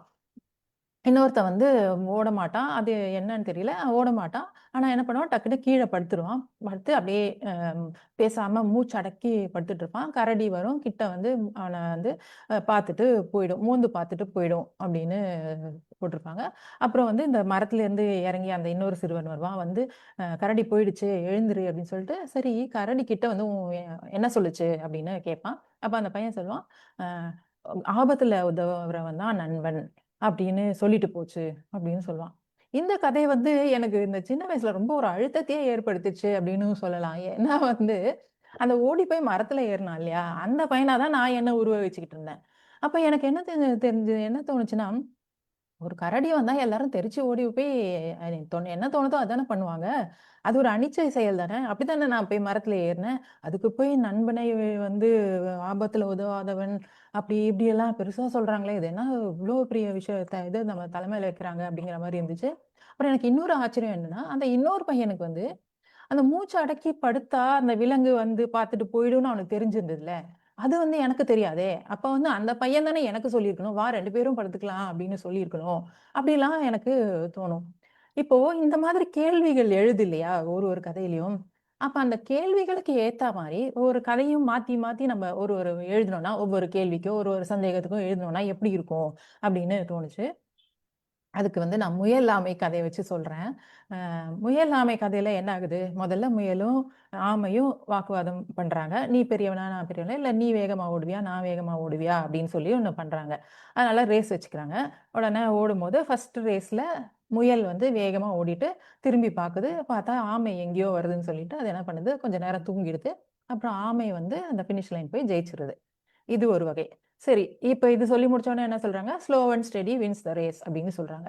அதுக்கப்புறம் இப்ப இப்படி இன்னொரு கதையா அத நம்ம பண்ணி பார்ப்போம். அதாவது முயல் வந்து எப்பவும் போல ஓடுது. எங்கேயும் நிக்கல. போய் நேரா போய் ஜெயிச்சுருது அப்படின்னு வச்சுப்போம். இப்ப அதுக்கு வந்து அப்ப fast and determined wins the race அப்படின்னு சொல்லிக்கலாமா? சொல்லிக்கலாம். இப்ப 3வது இத நம்ம பார்ப்போம். இப்ப வந்து முயல் என்ன சொல்லுதுன்னா, நீ பாட்டுக்கு ஒரு ரூட் வைக்கிற. நீ போய் ஜெயிச்சிடுற. நான் ஒரு ரூட் சொல்றேன். அந்த ரூட்ல போலாம் அப்படின்னு சொன்னோனே, முயல் வந்து ஃபாஸ்ட்டா போகுது. இந்த ரேஸ் தொடங்கணும். போனோனே நேரா போய் ஆல்மோஸ்ட் ஃபினிஷ் லைனுக்கு வருது. ஆனா வந்து அதுக்கு முன்னாடி ஒரு ஆறு இருக்கு. அப்ப முயலுக்கு நீந்த தெரியல. அப்படியே நின்னுடுது. ஆனா ஆமை என்ன பண்ணுது, ரொம்ப நேரம் கழிச்சு தான் வருது. அந்த ஆத்துக்கிட்ட வருது. அதுக்கு நிலமும் ஆறும் ஒண்ணு தான். அது பாட்டுக்கு கடந்து போய் ஜெயிச்சுருது. இப்ப இந்த முயல் இது 3வது கதை. 4வது கதை என்ன, இப்ப இந்த முயலும், ஆமையும் பேசிக்கிறாங்க. "என்ன நீ ஜெயிக்கிற, இல்ல நான் ஜெயிக்கிறேன். இது என்ன இப்படி இருக்கே! நம்ம வேற ஏதாவது பண்ணுவோம்." அப்படின்னு சொல்லி திருப்பியும் ஒரு ரேஸ் வைக்கும்போது, முயல் என்ன பண்ணுதுன்னா, ஆமைய தூக்கிட்டு ஓடுது. தூக்கிட்டு ஓடி அந்த ஆற்றுக்கிட்ட வந்தவுடனே இறங்கிட்டு, முயல் வந்து ஆமை மேல ஏறிக்குது. ஆமை வந்து தண்ணீர்ல போய் 2 பேரும் ஒண்ணா இது பண்ணிடுறாங்க. இது வந்து டீம் ஸ்பிரிட்கான கதை அப்படின்னு நம்ம சொல்லலாம். இப்படிதான் ஒரு ஒரு கதையிலயும் மாற்றங்கள் ஏற்படுத்தி நம்ம இன்னொரு கதைய உருவாக்கி, கதைகளா சொல்லி இந்த உலகம் முழுக்க இப்ப கதைகளா இருக்கு. இந்த கதை, இந்த ஃபார்மேட் வந்து எல்லா எல்லா வயதினருக்கான கதைகளுக்கும் பொருந்தும்னு சொல்லலாம். இப்போ ஒரு கதையை எழுதும்போது அதில் ஒரு சின்ன மாற்றத்தை கொண்டு வந்து அடுத்த கதை, ஒரு சூழலை மாற்றி அடுத்த கதை, ஒரு கதாபாத்திரங்களை வேற மாதிரி மாற்றி அடுத்த கதை, இப்படிதான் வந்து கதைகள் போய்க்கிட்டே இருக்கு. இப்போ கதைகள் அப்படின்னு சொல்லும்போது நமக்கு கதைகள் எப்படி கிடைக்கின்றன அப்படின்னு சொல்லும்போது சிறுகதை வடிவில கிடைக்கின்றன. அப்புறம் வந்து நமக்கு நாவல்கள், குறுநாவல்கள் இந்த மாதிரி எல்லாம் கிடைக்கின்றன. அப்புறம் வந்து சித்திர கதைகள், அப்புறம் வந்து என்ன சொல்றோம் ஆடியோ, இந்த மாதிரி நிறைய விதங்கள்ல நமக்கு கதைகள் கிடைக்கின்றன. பிறகு வந்து கதைகளோட வகைகள் அப்படின்னு நம்ம பார்த்தோம்னா வந்து புராண கதைகள் இருக்கு, நாட்டுப்புற கதைகள், நீதி கதைகள், தேவதை கதைகள், துப்பறியும் கதைகள், திகில் மர்ம கதைகள், அறிவியல் புனை கதைகள், வரலாற்று கதைகள், சமூக கதைகள், பெண்ணிய கதைகள், நவீனத்துவ கதைகள், பின் நவீனத்துவ இப்படி ஒரு பெரிய லிஸ்டே இருக்கு கதைகளோட வகைகள். அதுக்கு பிறகு கதை சொல்லும் விதம் அதுவும் நிறைய இருக்கு. அதுல வந்து லீனியர் அப்படின்னு சொல்றாங்க, அதாவது எப்படி நடந்ததோ அதே நேர்கோட்டுல அதே கால வரிசையில சொல்றது. அப்புறம் நான் லீனியர், முன்னுக்கு பின்ன அப்படி வந்து மாத்தி மாத்தி சொல்றது. அப்புறம் வந்து ரியலிசம், நடந்தது மாதிரியே சொல்றது. சர்ரியலிசம், நடந்ததுல வந்து ஒரு ஃபேண்டசி எலிமெண்ட் இல்ல ஏதோ ஒரு புனைவை ஏற்படுத்தி ஒரு மேஜிக் மாதிரி வச்சு சொல்றது. சோஷியல் ரியலிசம், அப்புறம் ஃபேண்டசினே ஒரு type, then docufiction, introspective stories telling, அப்புறம் மோனோலாக் இருக்கு, அப்புறம் stream of consciousness. Stream of கான்ஷியஸ்னஸ்ல வந்து ஒரு கதை நடந்துகிட்டே இருக்கும், ஆனா அந்த கதாபாத்திரங்களுக்குள்ள மனசுல என்னெல்லாம் அந்த நேரத்துல ஓடிட்டு இருக்கு. இப்போ வந்து இப்போ ஒரு இளைஞர்கள், ஒரு இளம் பெண், இளைஞர் ஒருத்தன் பேசிக்கிட்டு இருக்காங்கன்னு வச்சுக்கோங்களேன். அவங்க ஏதோ ஒரு சப்ஜெக்ட் பத்தி பேசுறாங்க. ஆனா அந்த பொண்ணு நினைக்கிறா, ஐயோ இவன் எவ்வளவு அழகா இருக்கான் பாரு அப்படின்னு நினைக்கிறா. ஐயோ இந்த ஷர்ட் நல்லா இருக்கு, அந்த முடி நல்லா இருக்கு அப்படின்னு நினைக்கிறான். அதே மாதிரி அந்த பையன் அந்த பொண்ணு அழகையோ ஏதோ நினைக்கிறான் அப்படின்னா மனசுக்குள்ள என்ன இருக்கு அப்படின்றத அந்த கதாபாத்திரங்களுக்கு அடியில சொல்லிட்டே வருவாங்க. அவங்க நினைக்கிறதையும் கதையும் ஓடும், அதுவும் ஓடும், அது மாதிரி. அப்புறம் ஓரல் ட்ரெடிஷன், இது வந்து நம்ம வாய்மொழியில தலைமுறை தலைமுறையா கடத்தப்படும் கதைகள். அப்புறம் விஷுவல் ஸ்டோரி டெல்லிங் உங்களுக்கே தெரியும். தென் மெமோயர்ஸ், அப்புறம் பயோகிராஃபிஸ், அப்புறம் எபிஸ்டோலரி என்னன்னா கடிதங்கள் மூலமா ஒருத்தருக்கு நம்ம கதை சொல்றது. அப்புறம் டிடெக்டிவ் ஸ்டோரிஸ், அப்புறம் அண்ட் இன்னொன்று நானா ஒன்று சொல்றது வந்து out of the box thinking stories அப்படின்னு ஒன்று சொல்லுவாங்க. இப்போ இதுல வந்து எனக்கு நான் சின்ன வயசுல நிறைய டிடெக்டிவ் ஸ்டோரிஸ் படிச்சிருக்கேன். இந்த டிடெக்டிவ் ஸ்டோரிஸ் வந்து ஒரு கொஞ்சம் மற்ற கதைகளை விட தனி விதம் அப்படின்னு சொல்லலாம். ஏன்னா வந்து இந்த டிடெக்டிவ் ஸ்டோரிஸ்ல முதல்ல ஒரு கிரைம், ஒரு கொள்ளை அல்லது ஒரு மோசடி நடக்கும். அதை சுத்தி இருக்கிற கதாபாத்திரங்கள் வந்து எப்படி, யாரு காரணமா இருக்க முடியும், யாரால இது நடந்திருக்க முடியும், இதனால யாருக்கு நன்மை, அப்படிலாம் வந்து கதை ஓடும். அதற்கு பிறகு வந்து இப்போ நாம ஒருத்தரை நினைச்சுப்போம், இதுதான் இருக்கும் அப்படின்னு நினைச்சுப்போம். அதை வந்து மாத்தி நமக்கு அது இருக்காதுன்னு சொல்ற மாதிரி ஆத்தர் ஏதோ எழுதுவாரு. அப்புறம் அப்படி எப்படி போய் இதுதான் இப்படிதான் நடந்தது அப்படின்னு வந்து கதை முடியும். இப்போ இதுல என்னன்னா, இப்போ வந்து இது ஒரு மேத்தமெட்டிக்கல் ஈக்குவேஷன் மாதிரி கரெக்டா வந்துகிட்டே இருக்கணும். கடைசியில கதை முடிஞ்ச பிறகு எல்லாத்தையுமே நம்ம ஒரு கேள்வி கேட்டா அதுக்கு பதில் இருக்கணும். அது பதில் இல்லைன்னா அது கரெக்டான கதை இல்லை. இப்போ எப்படி ஒரு மேத்தமேட்டிக்கல் ஒரு ப்ராப்ளம்ல வந்து நம்ம எல்லா ஸ்டெப்ஸும் கரெக்டா இருக்கணும், ஆன்சரும் கரெக்டா இருக்கணும். ஸ்டெப்ஸ் எல்லாம் கரெக்டா இருந்துட்டு ஆன்சர் சரியில்லைன்னா அது தப்பு. அப்படிதான் வரும். அந்த மாதிரி ஒரு கணக்கு போல தான் வந்து இந்த டிடெக்டிவ் ஸ்டோரிஸ்லாம் இருக்கும். அது வந்து ரொம்பவே இன்ட்ரெஸ்டிங்கா இருக்கும். அதே போல தான் வந்து இது out of the box thinking கதைகள் அப்படின்னு ஒன்று சொல்லுவாங்க. இது சொல்லிட்டு நான் முடிச்சுக்கிறேன். அப்புறம் நம்ம உரையாடலாம் குழுவினர் எல்லாரும். Out of the box thinking ஒன்று சொல்றதுக்கு அதுக்கு நான் கதையை சொல்றேன். என்னன்னா ஒரு ஊர்ல ஒரு பெரிய தொழிலதிபர் இருக்காரு. அவர் வந்து நல்லா தொழில் போயிட்டு இருக்கு. ஆனா திடீர்னு நஷ்டம் வந்துருது. அப்ப என்ன பண்றாருன்னா, அவருக்கு என்ன பண்றதுன்னு தெரியல. எப்படி இதுலேருந்து மீள்றதுன்னு தெரியாதபோது, அவருக்கு பணம் குடுத்தவங்கலாம் வந்து அவர வந்து ரொம்ப நச்சரிக்க ஆரம்பிச்சுறாங்க. அதுல ஒரு ஃபினான்ஷியர் வந்து வீட்டுக்கே வந்துடுறாரு. வீட்டுக்கு வந்துட்டு ஏதோ பேசிட்டு இருக்கும்போது என்ன சொல்றாருன்னா, அவங்க வந்து இந்த தொழிலதிபரோட வீடெல்லாம் அவர் பார்க்குறாரு. ரொம்ப சூப்பரா இருக்கு. கார்டன் அது இதுன்னு இருக்கு. நல்லா இவ்ளோ சொத்து இருக்கும்போது நம்ம கடன் திரும்பி வந்துரும் அப்படின்னு அவரு நினைக்கிறாரு. அப்ப அவங்க வந்து ஒரு கார்டன்ல உட்காந்து ஒரு பெஞ்ச்ல உட்காந்து பேசுறாங்க. சுற்றி அழகான செடிகள், மரங்கள்லாம் இருக்கு. அந்த கீழ வந்து வெள்ளையும் கருப்புமான கூழாங்கற்கள்லாம் இருக்கு. அந்த மாரி ஒரு சூழல்ல தான் உட்காந்து 2 பேரும் பேசிட்டு இருக்காங்க. பேசிட்டு இருக்கும்போது அந்த தொழிலதிபரோட மகள் வந்து இவங்களுக்காக சாப்பிடுறதுக்காக ஏதோ கொண்டு வரா. வந்து எல்லாம் குடுக்குறா. அவங்க சாப்பிடுறாங்க. அப்ப இத பார்த்த உடனே அந்த ஃபினான்ஷியருக்கு வந்து அந்த பொண்ணு மேல ஆசை வந்துருது. இந்த பொண்ண எப்படியாவது கல்யாணம் பண்ணிக்கலாம்னு சொல்லிட்டு ஒரு ஐடியா பண்றாரு. எப்படியாவது பண்ணிடணும் அப்படின்னு அந்த தொழிலதிபர் கிட்ட சொல்றாரு. எனக்கு வந்து உங்க பொண்ணு ரொம்ப பிடிச்சிருக்கு. நான் கல்யாணம் பண்ணிக்கணும்னு ஆசைப்படுறேன். ஆனா உங்களுக்கு நான் ஒரு ஐடியா சொல்றேன். என்னன்னா, நான் வந்து இந்த கீழ இருக்க கூழாங்கல் இருக்குல்ல, அதுல வந்து ஒரு 2 எடுப்பேன். அத வந்து ஒரு குலுக்கல் மாரி நான் பண்றேன். உங்க பொண்ணு வந்து வெள்ள கூழாங்கல்ல எடுத்துட்டான்னா, அவ வந்து என்ன கல்யாணம் பண்ணிக்க வேணாம். ஆனா நான் உங்க கடன ரைட் ஆஃப் பண்ணிடுறேன். அப்படியே கருப்பு எடுத்துட்டான்னா, அவ வந்து என்ன கல்யாணம் பண்ணிக்கணும். ஆனா உங்க கடன நான் அத ரைட் ஆஃப் பண்ணிடுறேன். அப்படின்னு சொல்றாரு. சொன்ன உடனே இந்த தொழிலதிபருக்கு வந்து சரி ஏதோ எப்படி இருந்தாலும் நம்ம கடன் போயிருதே அப்படின்னு சொல்லிட்டு ஓகேன்னு சொல்லிடுறாரு. அப்போ வந்து சரின்னு சொல்லிட்டு அந்த ஃபினான்ஷியர் வந்து கீழ இருந்து 2 கல் எடுக்குறாரு. கல் எடுக்கும்போது 2மே கருப்பு கல்லா எடுக்கிறத அந்த பொண்ணு பார்த்துடுறா. 2மே கருப்பு கலர் எடுத்தா எப்படியாவது இவன் கல்யாணம் பண்ணி தானே ஆகணும் அப்படின்னு சொன்னோனே, ஆனா அவன் வந்து அத ஒரு சுருக்கு பைக்குள்ள போட்டு குலுக்குறான். குலுக்கிட்டு இந்த பொண்ணுகிட்ட வந்து இப்ப எடுக்கணும் அந்த பொண்ணு. இப்ப அந்த பொண்ணு எடுக்கும்போது, இப்ப இந்த out of the box thinking கதைகள் எல்லாம் என்ன வரும்னா, இந்த மாரி ஒரு ப்ராப்ளத்த கிரியேட் பண்ணுவாங்க. அதுக்கு வந்து இந்த மாரி தான் ஒரு 3, 4 சொல்யூஷன் இருக்கு அப்படின்னு சொல்லிட்டு, அதுல நினைக்காத அதுக்குள்ள அடங்காத ஒரு சொல்யூஷன நமக்கு குடுப்பாங்க. அத அத கேட்கும்போது நமக்கு ஒரு மாரி வாவ்! அப்படின்னு இருக்கும். அது ரொம்ப நல்லா இருக்கும். இப்ப இந்த பொண்ணுக்கு முன்னாடி 2, 3 ஆப்ஷன்ஸ் இருக்கு. என்னன்னா, அந்த பொண்ணு வந்து, "நான் இதுக்கு ஒத்துக்கவே இல்ல அந்த கல்யாணத்துக்கு. எங்க அப்பா தான் சொன்னாரு" அப்படின்னு ஓடி போயிரலாம். இல்லன்னா வந்து அந்த கல்ல எடுத்துட்டு, அ அப்பாக்காக அந்த கருப்பு கல்லு தான் தெரிஞ்சிருந்தாலும், அந்த கருப்பு கல்ல எடுத்துட்டு இவன கல்யாணம் பண்ணிக்கலாம். அப்பவும் கடன் போயிருது. இல்லன்னா என்ன பண்ணலாம், 2மே கருப்பு தான் அப்படின்னு எடுத்து காமிச்சு, அந்த ஃபினான்ஷியர எக்ஸ்போஸ் பண்ணிடலாம். இவன் ஃப்ராட் பண்றான் அப்படின்னு சொல்லிடலாம். சரி, இந்த 3 ஆப்ஷன் இருக்கும்போது, இவ என்னதான் பண்ணுவா? அப்படின்னு யோசிச்சுட்டே நம்ம இருக்கும்போது, ஆத்தர் வந்து என்ன சொல்றாங்கன்னா, அந்த பொண்ணு வந்து கருப்புக்கள் தான் உள்ள இருக்குன்னு தெரிஞ்சு கைய விட்டு எடுக்கிறா. எடுத்த உடனே அந்த மத்த 2 பேரும் பார்க்காம டப்புன்னு கீழ போட்டுர்றா. கீழ போட்ட உடனே அது வந்து அந்த கீழ இருக்கிற கருப்பு, வெள்ளை கற்களோட அது கலந்துருது. உடனே என்னன்னா, "ஐயய்யோ! என்ன ஆச்சு? எந்த கல்லுன்னு தெரியலையே!" அப்படின்னு தேடும்போது, அந்த அப்பா சொல்றாரு, "இதுக்கு ஏன் கவலைப்படுறீங்க? உள்ள இருக்கிற கல்லு என்ன கலர்ன்னு தெரிஞ்சா, கீழ விழுந்தது என்னன்னு தெரிஞ்சிற போது" அப்படின்னு சொன்னோனே, உள்ள இருக்கிறத பார்த்தா நமக்கு தெரியும் அது கருப்பு தான். அப்படின்னு சொன்னோனே, அந்த ஃபினான்சியருக்கு என்ன பண்றதுன்னே தெரியாது. நான் 2ம் கருப்பு தான் போட்டேன்னு அவர் சொல்லி தானே மாட்டிக்க முடியாது. அப்படி இருக்கும்போது, இந்த பொண்ணு ஒரு மாரி நக்கலா சிரிச்சுட்டு போயிடுறா. அவ வந்து கல்யாணமும் பண்ணிக்க தேவையில்ல.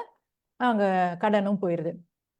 இது வந்து எனக்கு ரொம்ப இந்த மாரி கதைகள் வந்து எனக்கு ரொம்ப பிடிக்கும். ஆக இந்த கதைகள், கதைகள், கதைகள்னு நம்ம பேசிக்கிட்டே இருந்தோம்னா, இதுக்கு முடிவே இல்ல.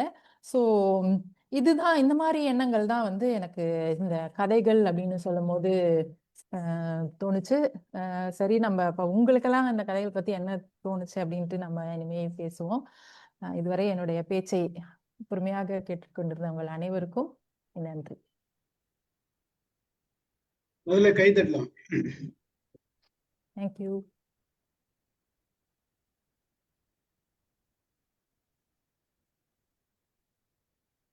இவங்க கதைகளை நாம படிச்சிருக்கோம். ஒரு சர்வசாதாரணமா இயல்பா அவங்க ரயில்ல போயிட்டு வந்ததை வச்சு பல கதைகள் எழுதியிருக்காங்க. அது வந்து அந்த பேர் கூட ரொம்ப இன்ட்ரெஸ்டிங்கா இருந்தது. இடதுபுறம் உள்ள கதவுகள் திறக்கட்டும் அப்படின்னு.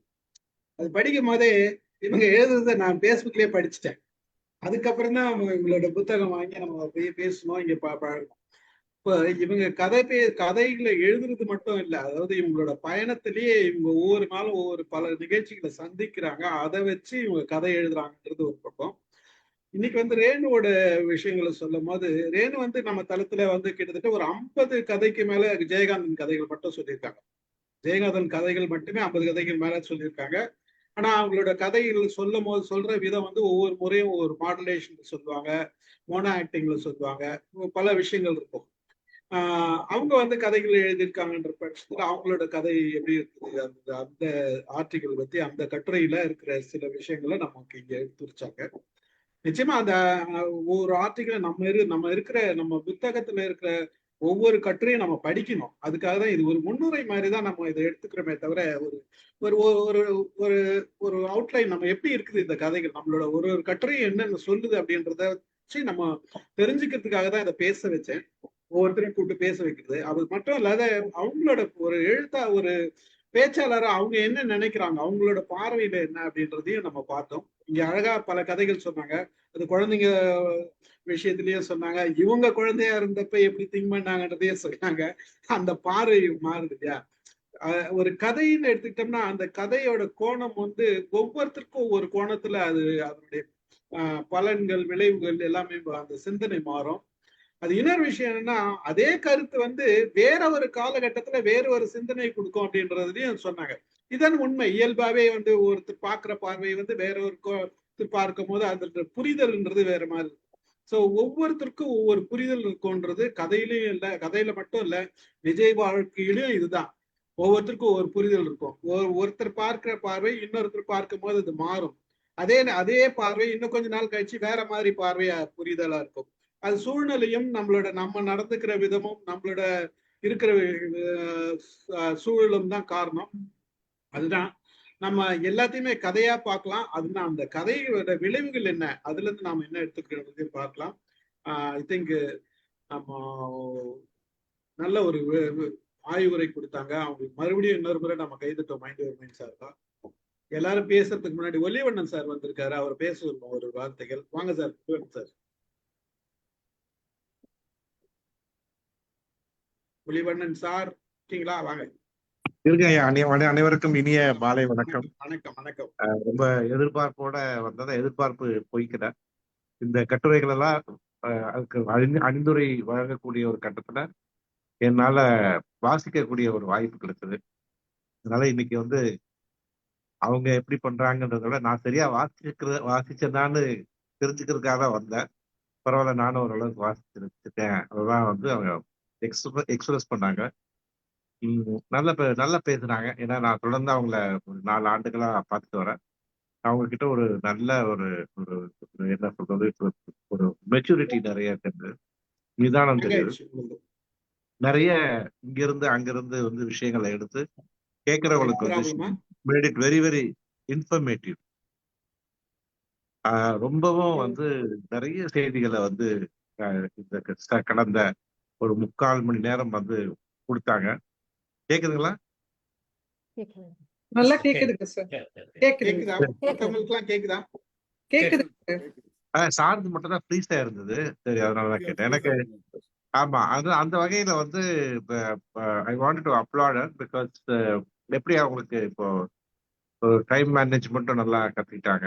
ஒரு பக்கம் டிரான்ஸ்லேஷனும் பண்றாங்க, இன்னொரு பக்கம் இதையும் பேசுறாங்க, இன்னொரு பக்கம் சண்டையும் போடுறாங்க. எல்லா வேலைக்கும் அவங்களுக்கு வந்து குழந்தையும் கொஞ்சறாங்க, ஃபேஸ்புக்ல எழுதுறாங்க. So she is now slowly becoming a well talented and multi-faceted personality. அதுவும் வந்து இன்னொரு இடத்துல வந்து எப்படி பேசுவாங்கன்றதை நான் முதல் தடவை பார்த்தேன். She has done it with style. ரொம்ப பியூட்டிஃபுல்லா பண்ணாங்க. இந்த மாதிரி தொடர்ந்து நீங்க செய்யறதுக்கு என்னுடைய வாழ்த்துக்கள். தீபன் சார், மிக்க மகிழ்ச்சி. சந்திச்சதுல ரொம்ப சந்தோஷம். மற்றவங்களுடைய குரலை நான் கேட்க விரும்புறேன். நன்றி சார். நன்றி. இந்த நேரத்துல நம்ம ஒளிவண்ணன் சாருக்கு ஒரு நன்றி தெரிவிக்க வேண்டும். நம்ம வந்து நம்மளுடைய புக்குக்கு வந்து சார் ஒரு வாழ்த்துரை கொடுத்திருக்காரு. அதுக்காக நம்ம எல்லாரும் சேர்ந்து ஒரு கைதட்டி சாருக்கு ஒரு வாழ்த்துக்களும் நன்றியும் தெரிவித்துக் கொள்கிறோம். மைண்ட் யுவர் மைண்ட் சார்பாக உங்களுக்கு நன்றி சார். மகிழ்ச்சி. அதாவது அவங்க இவ்வளவு வேலை செஞ்சதுல இதுக்கு நடுவுல முனைவர் பட்டமும் வாங்கிட்டாங்க. அதுதான் மிகப்பெரிய செய்தி. நன்றி சார். வாங்க பிரேமா மேடம் பேசுங்க. அனைவருக்கும் வணக்கம். ரஜினாவுடைய இது வந்து இப்போ ஒளிவண்ணன் சாரே பாராட்டின பிறகு அதுல அடிஷ்னலா நம்ம சொல்ல வேண்டியது இல்லை. ரொம்ப சிறப்பா இருந்தது. நமக்கு ரேணு மீராவோட கதை சொல்லல் தெரியும், அவங்க எழுதியிருக்கிற கட்டுரை தெரியும். அதுல சில அவுட் ஆஃப் பாக்ஸ், மேடம் சொன்ன மாதிரி அதுல அவுட் ஆஃப் பாக்ஸ் திங்கிங்ல அந்த சுயரூபம்ன்ற ஜெயகாந்தனோட கதை, கண்ணம்மான்றவங்க கல்யாணம் வந்து பண்ண முடியலன்னு சொன்னா கடைசியில மாப்பிள்ளையை பார்த்துட்டு நானும் சொல்லுவேனே எனக்கு வேண்டான்னு அப்படின்னு சொல்லி முடிப்பாங்க. அந்த மாதிரி கதையும் கோட் பண்ணியிருப்பாங்க. நம்ம சின்ன வயசுல ஒரு MS உதயமூர்த்தி எழுதினதெல்லாம் வச்சு ஒரு மோட்டிவேஷன், நம்மளும் வந்து இப்படி இருக்கணும், இப்படி செய்யணும் அப்படின்றத செய்யறதுக்கெல்லாம் புத்தகங்கள் உதவி இருக்கு. அந்த கதை சொல்லலும் அதே மாதிரி எவ்வளவு அழகா வந்து ஒரு காக்கா கதையை வந்து காக்கா நரி கதையை எப்படியெல்லாம் இன்னைக்கு மாறிக்கிட்டு இருக்குன்றதையும் ரொம்ப சிறப்பா சொன்னாங்க. மற்ற கதைகளும் அதே மாதிரிதான். உதாரணம் நமக்கு சொல்லி கொடுக்கும்போது நீ ஏமாத்தி எடுத்துட்டு வந்தீங்கன்னா உன்னை ஏமாத்துறதுக்கு ஒரு ஆள் வருவாங்க. அதுதான் நமக்கு சின்னப்ப நமக்கு சொல்லி கொடுத்த செய்தி. நீ பாட்டியை ஏமாத்தி வடையை எடுத்துட்டு வந்த, உன்னை ஏமாத்தி அசாமர்த்தியமா நரி வந்து எடுத்துட்டு போச்சு அப்படின்ற மெசேஜ் தான் நம்மளுக்கு. இன்னைக்கு இன்டெலிஜென்ட்டா நீ திங்க் பண்ணணும், அதை வந்து காலில் வச்சுக்கணும், அது மாதிரி கத்தணும், அந்த நரி ஏமாந்து போகணும். இப்படி எல்லாம் வந்து இந்த கதை வந்து போய்கிட்டு இருக்கு அப்படின்றது. அவங்களும் அவங்களோட ஸ்டாண்ட்ல இருந்து அந்த ஆமை முயல் ஒற்றுமையா அந்த டீம் ஒர்க் அப்படின்னா, எங்க எனக்கு பலம் இருக்கோ அங்க உனக்கு உதவி பண்றேன், எங்க உனக்கு பலம் இருக்கோ எனக்கு உதவி பண்ணு, 2 பேரும் சேர்ந்து ஜெயிப்போம் அப்படின்றதையும் அழகா சொன்னாங்க.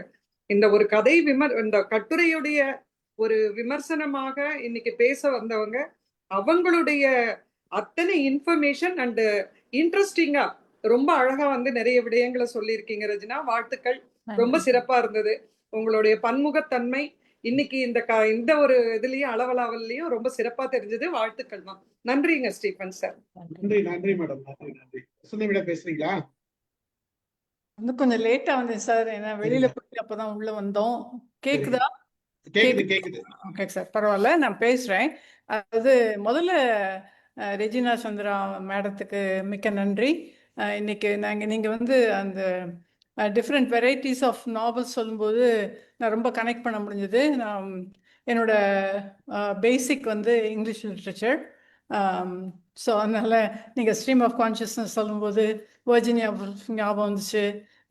அப்புறம் ரியலிசம் எல்லாத்தையுமே நீங்கள் டச் பண்ணீங்க, ரொம்ப நல்லா இருந்துச்சு. நாங்கள் வந்து ஸ்கூல், நான் யுனைடெட் ஸ்டேட்ஸில் இருக்கிறேன். நாங்கள் தமிழ் ஸ்கூல் நடத்துகிறோம். எங்களுடைய சம்மரில் வந்து நாங்கள் என்ன பண்ணுறோம் அப்படின்னா, நாங்கள் வந்து நீதி கதைகள் ரீடிங் ஒர்க் ஷாப்னு வைக்கிறோம். அந்த ரீடிங் ஒர்க் ஷாப்பில் வந்து ஒருத்தரும் ஒரு கதையை கொண்டு வருவாங்க. ஒரு ஸ்டூடெண்ட் ஒரு கதையை கொண்டு வருவாங்க, அதை அனலைஸ் பண்ணுவாங்க. அது வந்து இந்த மாதிரி காக்கா நரி கதையிலிருந்து கழுதை உப்பு வியாபாரி கழுதையிலிருந்து கழுதையும் உப்பு வியாபாரியும் கதை ரொம்ப நல்லா அனலைஸ் பண்ணாங்க. கிராஃபிக் போட்டு கழுதைக்கு உள்ள குணங்கள், உப்பு வியாபாரிக்கு உள்ள குணங்கள், இந்த 2 பேருக்கும் உள்ள காமன் குணங்கள். ஸோ இப்படி அவங்க அனலைஸ் பண்ணுவாங்க. அதனால அவங்களோட ஒக்காபுலரி, ஏன்னா அவங்களே கொண்டு வந்து அவங்களே பேசி அவங்களே அனலைஸ் பண்ணி சொல்கிறதுனால அவங்க ஒக்காபுலரி இன்க்ரீஸ் ஆகும். அடுத்த வருஷம் வந்து அவங்க வந்து மற்ற ஸ்டூடெண்ட்ஸுக்கு, சின்ன சின்ன லெவல் ஸ்டூடெண்ட்ஸுக்கு போய் அவங்க கதை சொல்லுவாங்க. ஸோ இது வந்து கண்டினியூஸாக நான் 20 இயர்ஸாக டீச் பண்ணுறேன். ஒரு 13 இயர்ஸாக இது பண்ணிகிட்ருக்கோம். இந்த சம்மருக்கும் ஆரம்பிக்க போகிறோம். அதுக்கெல்லாம் பண்ணிகிட்ருக்கோம் நாங்கள். ஸோ இதில் வந்து இன்னொன்று என்ன அப்படி சொன்னேன் அப்படின்னு நினச்சேன் என்ன அப்படின்னா, நம்ம ரேணு மீரா இன்னைக்கு படித்தேன். இன்னைக்கு வந்து அவங்கள பற்றி பேச போகிறாங்க அப்படின்னு சொல்லிட்டு அந்த கதையை, அவங்களோட கட்டுரையை படித்தேன். ரொம்ப நல்லா எழுதியிருக்கிறாங்க ரேணு மீரா. அதில் வந்து எப்படி வந்து கதைகள் வந்து எப்படி விதைகள் அது என்ன விதைகள் அப்படின்ட்டு அவங்க சொல்ல வராங்கன்னா, சோஷியல் அவேர்னஸ் தான். எல்லா இடத்துலையும் எந்தெந்த இடத்துல சோஷியல் அவேர்னஸ் இருக்குமோ அதெல்லாம் வந்து அந்த கதைகள் மூலம் வெளியில் வந்தது, அந்தந்த ஆத்தர்ஸ் கொண்டு வந்தாங்க. ஸோ அதை வந்து ரொம்ப அழகாக ரொம்ப 3-4 எக்ஸாம்பிள்ஸ் சொல்லி, ரொம்ப ஜெயகாந்தனோட கதைகள்லாம் நாங்கள் அவங்க கூட உட்காந்து நிறைய ஆராய்ச்சி பண்ணியிருக்கோம், அனலைஸ் பண்ணியிருக்கிறோம். அவங்க எங்ககிட்ட இருந்து ஃபீட்பேக் எடுத்துகிட்டு போய் இன்னும் கொஞ்சம் அவங்க வந்து நிறைய அதை யூஸ் பண்ணியிருக்காங்க. இன்றைக்கி நீங்கள் வந்து பேசுனது நான் முழுசும் கேட்கல, ஆனால் கட்டாயம் மீதி ஃபர்ஸ்ட் ஹாஃப் நான் கட்டாயம் கேட்பேன். ஆனால் ரொம்ப நல்லா இருந்துச்சு. ரொம்ப தேங்க்ஸ் உங்களுடைய ஃபீட்பேக்கு. தேங்க்யூ. நன்றி நன்றி மேடம், நன்றி. நாராயணன் சார் வாங்க.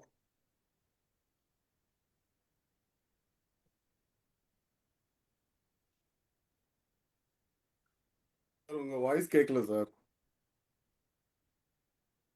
ஹெட்ஃபோன் எடுத்துருங்க. இல்ல எடுத்துட்டேன். வணக்கம். அவங்களுடைய கதைகளை படிச்சுட்டு அவங்க வந்து இந்த மாதிரி ஒரு கதைகளை பற்றி பேசும்போது எனக்கு ரொம்ப வியப்பாக இருந்தது. முக்கியமாக இந்த ஸ்ட்ரீம் ஆஃப் கான்ஷியஸ்னஸை பற்றி பேசும்போது எனக்கு ரொம்ப பிடிச்சிருந்தது.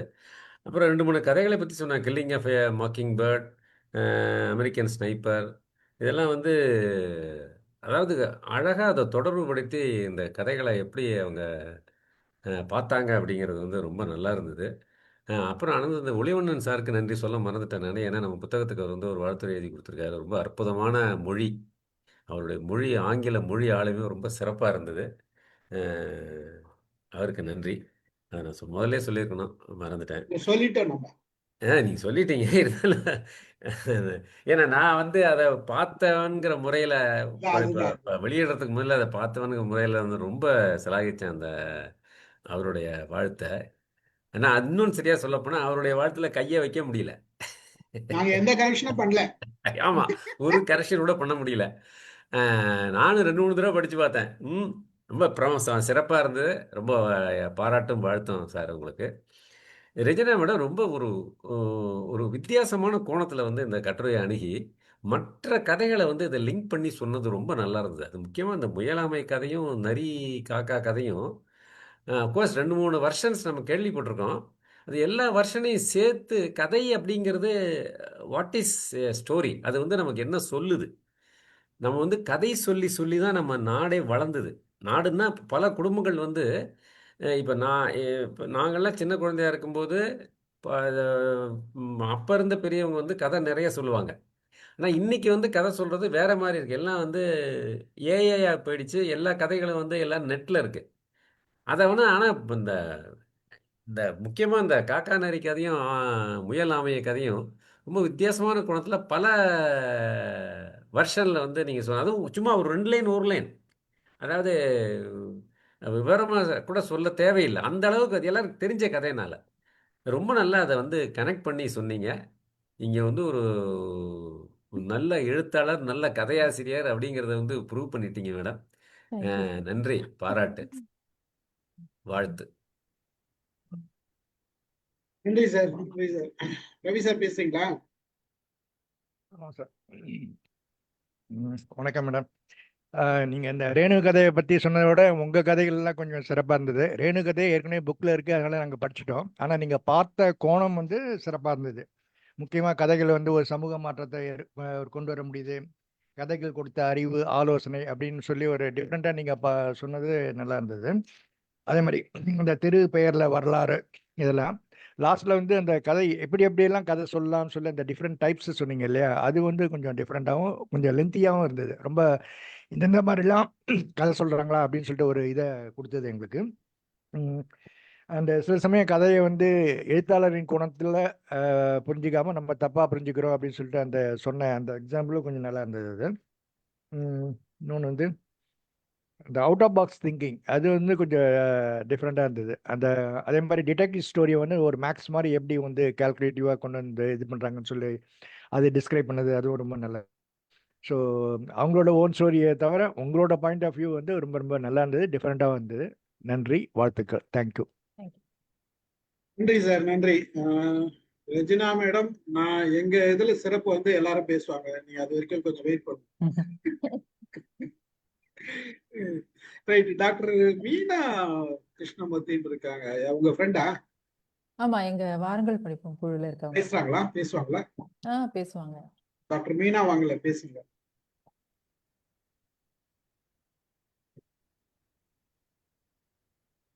டாக்டர் மீனா கிருஷ்ணமூர்த்தி இருக்கீங்களா? இல்லையா? வர மாதிரி. ஓகே, சக்கரபாணி சார் வாங்க, நீங்க பேசுங்க. வாய்ப்புக்கு நன்றி. ரேணு மீரா கதையை வந்துட்டு ரெஜினா மேம் வந்துட்டு இன்னைக்கு இது பண்ணாங்க. ரேணு மீரா வந்து ஒரு கதை சொல்லி எங்க எம்ஐஎம் தளத்துல ஒரு கதை சொல்லி நல்ல அருமையா கதை சொல்லுவாங்க. அவங்க வந்து அந்த கருத்து விதைகளான கதைகள், வெறும் கதை கிடையாது இது. அந்த கதைகள் எல்லாம் ஒரு விதை. அது எதுல எப்படி விதைக்கப்படுகிறது, அதை வச்சுட்டு யார் யார் பயனடைகிறார்கள், அந்த கோணத்தை அவங்களோட தலைப்பா வச்சுட்டு அதை வந்து எடுத்து சொன்னாங்க. ரொம்ப சிறப்பான தலைப்பு. அவங்க சொல்ல வந்த டாபிக் வந்து நீங்க அழகா அதை எடுத்து சொன்னீங்க. இப்படிதான் அவங்க சொல்லியிருக்காங்க அப்படின்ற முறையில. அதுல அந்த இதுல வந்துட்டு ஒரு 2 வரி எனக்கு ரொம்ப பிடிச்சிருந்தது. இவங்க ரேணுமீராயத்துல அந்த அலெக்சாண்டரை பார்த்துட்டு இவர் வந்துட்டு டயோஜனஸ் சொல்றாரு, வாளின் கூர்மையால் மண்ணை வென்றவன் நீ, நூலின் கூர்மையால் என்னையே வென்றவன் நான். இது வந்துட்டு ஸ்கூல் டேஸ்லாம் கூட இப்படிதான் அந்த போட்டிலாம் வைப்பாங்க. வாள் முனையா, எழுத்து முனையா, பேனா முனையா, இப்படிலாம் வந்துட்டு இது பண்ணாங்க. எது வந்து நல்ல இதுன்னுட்டு. ஸோ அதை எடுத்துக்கிறதுக்கு அவ்வளோ ஒரு வல்லமை இருக்குது. அது ரொம்ப நல்லா இருந்து. அதுக்கப்புறம் வந்துட்டு இன்னொரு வார்த்தை கூட அவங்க போடுறாங்க, ஒரு குழந்தையை கதை சொல்லி வளர்ப்பது என்பது அவனுடைய மொழி, பண்பாடு போன்ற அனைத்தையும் அந்த குழந்தைக்கு வளர செய்வது. அது உண்மை. அந்த காலத்துல வந்துட்டு தாத்தா, பாட்டி, அத்தை, மாமா எல்லாம் கதை சொல்லுவாங்க. கதை சொல்றதுக்குன்னே ஓடி போய் அவங்க கூட படுத்துக்குவோம். ஒவ்வொருத்தரும் ஒரு விதமான கதைகள். நீதி கதைகளா இருக்கலாம், அல்லது கற்பனை கதைகளா இருக்கலாம், இல்ல பேய் பூதம்னு சொல்லி மிரட்ட கதையா இருக்கலாம். பல விதமான கதைகள். குழந்தைகளுக்கு அதெல்லாம் ஒரு இன்ட்ரெஸ்டிங். சிலர் சொல்றது வந்து இன்ட்ரெஸ்டிங் அந்த டைம் பாஸ் தூங்குறதுக்கு. சிலர் சொல்றதுல வந்து ஓ இப்படியும் நடக்குமா அப்படின்னு சிந்திக்கிறதுக்கு. சில கருத்துக்கள் வந்துட்டு ரொம்ப ஆழமான ஒரு இதுல இருக்கும். அது உண்மையிலே கதை என்பது சாதாரணதல்ல. அது வந்துட்டு இளம் வயதிலிருந்து பிள்ளைகளுக்கு வளரக்கூடிய ஒரு இது உண்டு. எம்எஸ் உதயமூர்த்தியோட உன்னால் முடியும் தம்பின்ற அந்த ஒரு புத்தகத்தை நான் ரொம்ப ஊன்றி படிக்கும்போது எனக்கு அடிக்கடி நினைச்சுவேன், உன்னால முடியும். எதான் நான் நம்ம கொஞ்சம் யோசிக்கும் போது உன்னால் முடியும். அது ஒரு இது வந்துருது. அப்படிப்பட்ட வாசகங்கள் எல்லாம் அவங்க கொடுத்து நல்லா இது பண்ணாங்க. அதனால இந்த கதைகள் வந்துட்டு வேரூன்றி இருக்கக்கூடியது நம்முடைய பண்பாடு, கலாச்சாரம், கலைநயம் அத்தனையும் வந்துட்டு கதைகள் வழியாகவே நம்ம கடத்திக்கிட்டு வரோம். அந்த வகையில ரேணு மீராவுக்கு ரொம்ப பாராட்டுகள். அதை எடுத்து சொன்ன உங்களுக்கும் வாழ்த்துக்கள். ஒளிவண்ணன் சார் வந்துட்டு இடையில அவருடைய கோணத்திலையும் அதை சொன்னாரு.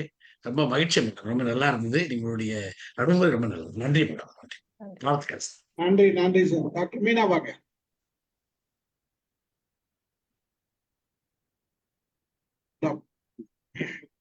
வணக்கம்.